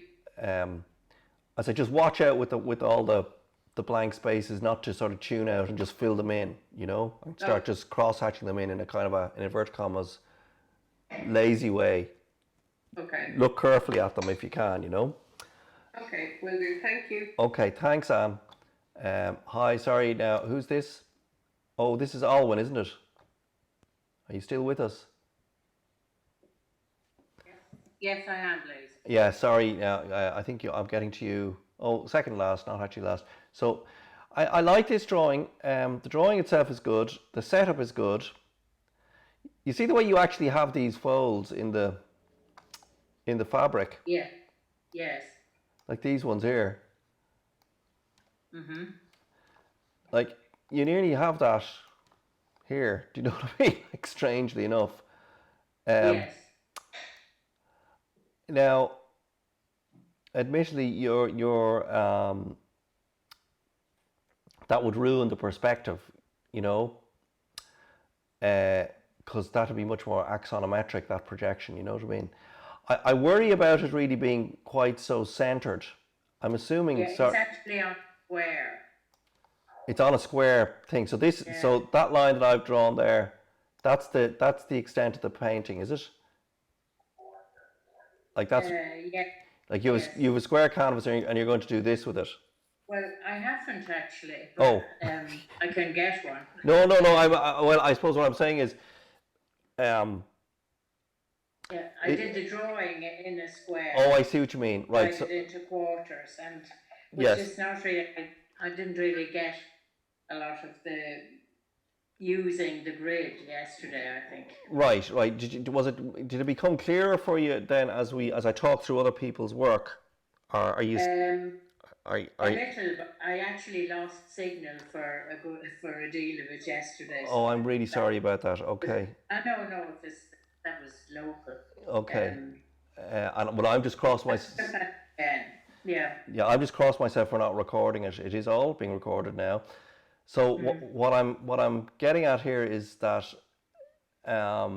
did you miss loads of it? Like, do you know what I'm talking about at all? No.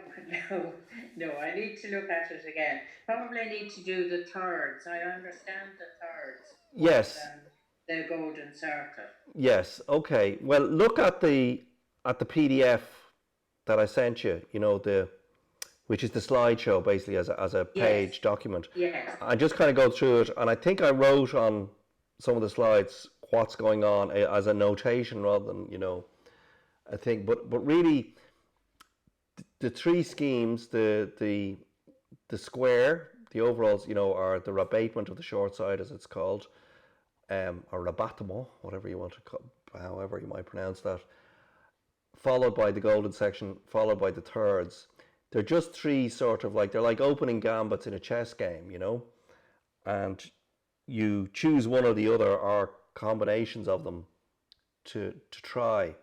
So I suggest that you try a few rectangular rather than square sheets of paper, because they're more instructive at this stage as to what you can get out of those systems. Do you know what I mean? Yes. and just try doing a few quick sketches before you proceed to paint, you know, if you have time, you know. Like, Yes. shouldn't take you more than an hour to do 2 or 3, just really quick sketches and rule them out, if you can. And, Yeah. you know, Poussin and several 17th century painters and 18th century painters made entire careers out of using the thirds system without using any other system. So if that's the one you understand best from what I told you yesterday, that's the one to go with. You can't go wrong. You know what I mean? It works really well. So I suppose looking at this drawing though in particular, I'm saying it's just a bit central. That could be a great thing. Do you know what I mean? But I'm just encouraging you to try the other methods and see what they give you. Okay. Yes. Okay. Is that okay? Have you any other questions for me? Sorry, is that your drawing as well or somebody else's? No, it isn't. Mine was. Okay, sorry, I'll get to that now in a second. Yeah. Sorry, Alwyn, yes? You suggested the 40 by 50 canvas. That's very large, isn't it, really, for our little bowl of apples? 40 by 50. It's a bit challenging. Maybe I meant 40 by 30. Let's see. I have a 40 by. That's. I'm walking around the studio and looking at things, going, what size is that? Just give us a second. My measuring tape. No, my ruler is here.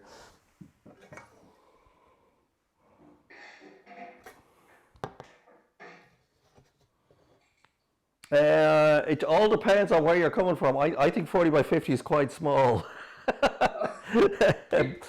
You know, a bigger brush is Alwyn. It's always the answer to bigger sizes. You know, that's up to you. Like, sorry, if you're more comfortable working with small canvas, by all means do so. That was just a suggestion. I think I also kind of say maybe 40 by 50 max, or I meant to, you know, but 40 by 50 is a kind of a middle size to me, you know. Yes, it looks quite challenging, but I might try it. Yeah, well, no, do half the size if you like. Like, seriously, I don't want you to feel, you know, hugely uncomfortable as you're doing it, you know what I mean? Like, the painting I painted today that you watched me do the demo on, that's half the size of that, so that's, it's 40 by 30. 40 by what size is it? Yeah, it's 40 by 30. So 40 by 30 is fine either, that kind of size. It seems, 40 by 30 seems a lot smaller than the 40 by 50, but it's not really, you know. But yeah, 40 by 30 be fine. You know, I wouldn't recommend going much below that really, because just for me, you wouldn't have any room to maneuver, or you'd have tiny little 0 brushes out, which can be great. There's a big market for miniatures. Okay, Alwyn. Thank you. Thanks. I'm just going to move on now to. Hello, who's this? That's my own Louise. Oh, Louise. Sorry, yeah, I'm getting you to your last. Sorry. Yeah. Thank you. Thanks, Dave. Thanks, Alwyn. How did you find this, Louise, yourself? Well, it was done in the 10 minutes before the class started. Oh, very. God loves a crammer. Yeah, me. Often has me. I don't mind the apples. The bowl just doesn't look right. Yeah. Yeah, I like the apples. Like, I'm looking at this kind of trying to figure out, like, so you've got the armature. I suppose what's happening, and there's the thirds there. I'm just going to begin drawing a couple of lines over this. Like, that's where the third happens. And then the other third is there in it, yeah. And that, I suppose what for me the issue is that this bottom part again isn't really anywhere. Do you know what I mean? Like it might be on a quarter, is it? You know, but what I'm saying is you haven't really figured that out, and it's because you were rushed. It's simple as that. You know what I mean? So that's what I really think is going on here. I recommend you give it a little bit more time. You know, obviously, you know, time is what we all need more of. The thing, I was trying to use the stalks of the apples on the I see that here. diagonals, yeah, Yeah. which I thought worked. Like I don't mind the apples there at all. The bowl just needs to be done again. Yeah. I suppose what I'm looking at is I'm going like if you say you did that, right, I would force that apple downward, you know, to match that position. And I think really what you need to do is you need to go back over, if you can, the slideshow, you know, the PDF, and just follow step by step through how to draw the armature.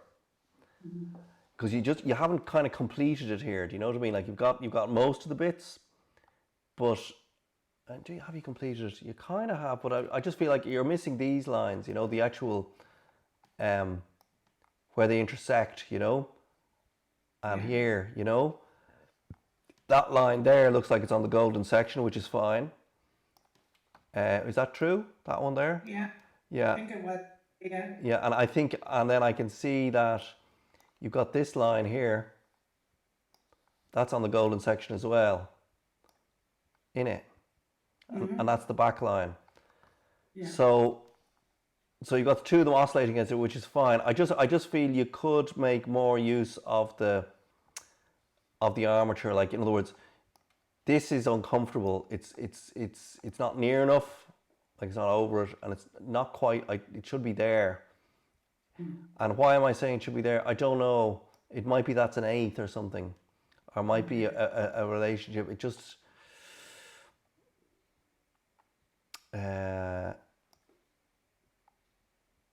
But this is good. You've got this lining up here.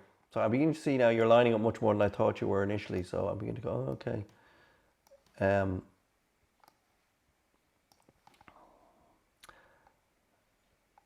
I'm just going to draw the bowl top. Wow, I love this thing. No, brilliant. See, that's what I mean. If it just came down and hit that, and like that's thirds there, that's the golden sector. Maybe it should be there. Do you know what I mean? Or here. But then this one definitely needs to be somewhere. The bottom part.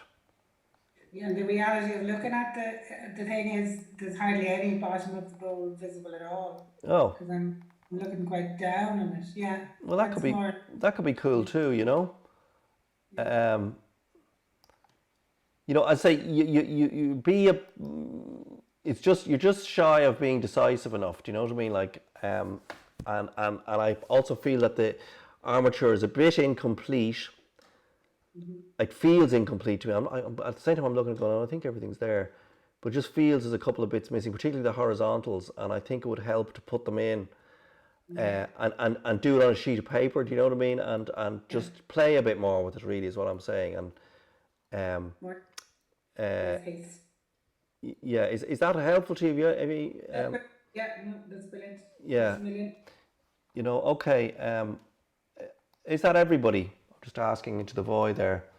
This is the same drawing, isn't it, Louise? Both ways. Yeah, messed around a bit more. Yeah. Did you? I don't quite see that. I just rubbed out the bowl, changed the bowl on the drawing. Oh, I see what you mean. Yeah. I see what you mean. It's still not quite anywhere, the bowl. Do you know what I mean? Yeah.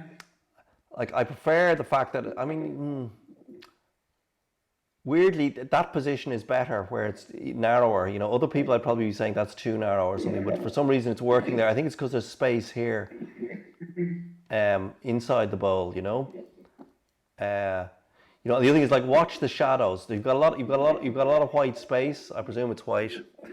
Yeah. So you're going to have to make more of a feature of getting these right. Just what I was saying to the last person there. You probably heard me. You know. Yeah. You don't just tune out when you get to painting this stuff in. It's an important element, you know, and particularly like the shadows underneath and so on. And if there are shadows, even if they're soft, if they're on a white background, they're really going to count compositionally, you know, they're really going to look quite contrast. So I'm saying, like, if there's a shadow like this, I don't know, maybe the light is going the other way. You know, just watch out that it's not, you see, if it goes off there, Do you know what I mean? It's doing something else. It's breaking the edge. So just watch how they're functioning. Do you know what I mean? Because they count nearly as much as the bowl itself. If it's all white and it's light, like in my thing here, the shadows are a big feature. Okay, Louise? Great, thank you. Thank you very much. Okay, I think that's it. It's just you and me, and so goodbye. I go for my lunch and starving. Okay, yeah, thanks, Louise. Bye bye. Have a good day. Bye bye. Yeah.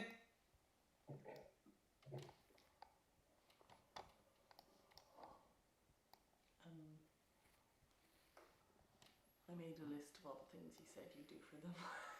You are a genius. That's exactly what I need. Email that to me. I can't. Wow, that's you are worth your weight in I was gold. just there going like, you are promising so many things and you're not going to be able to do any of them. Yeah, well, it's not so much I would do some of them, but I'd be going, I need to do that. I need to, you know. And it's easier when you're just saying them. I can write them down as. Sorry, I'm just going to get rid of that one.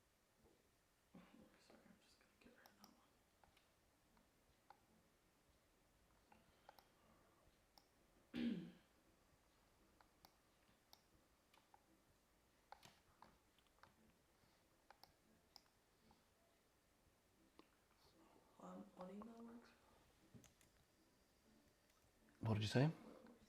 Music play? I have to stop the 3 hours 55 minutes video. Taking age to upload. Find somewhere where you can upload it where they will be able to actually watch it. YouTube.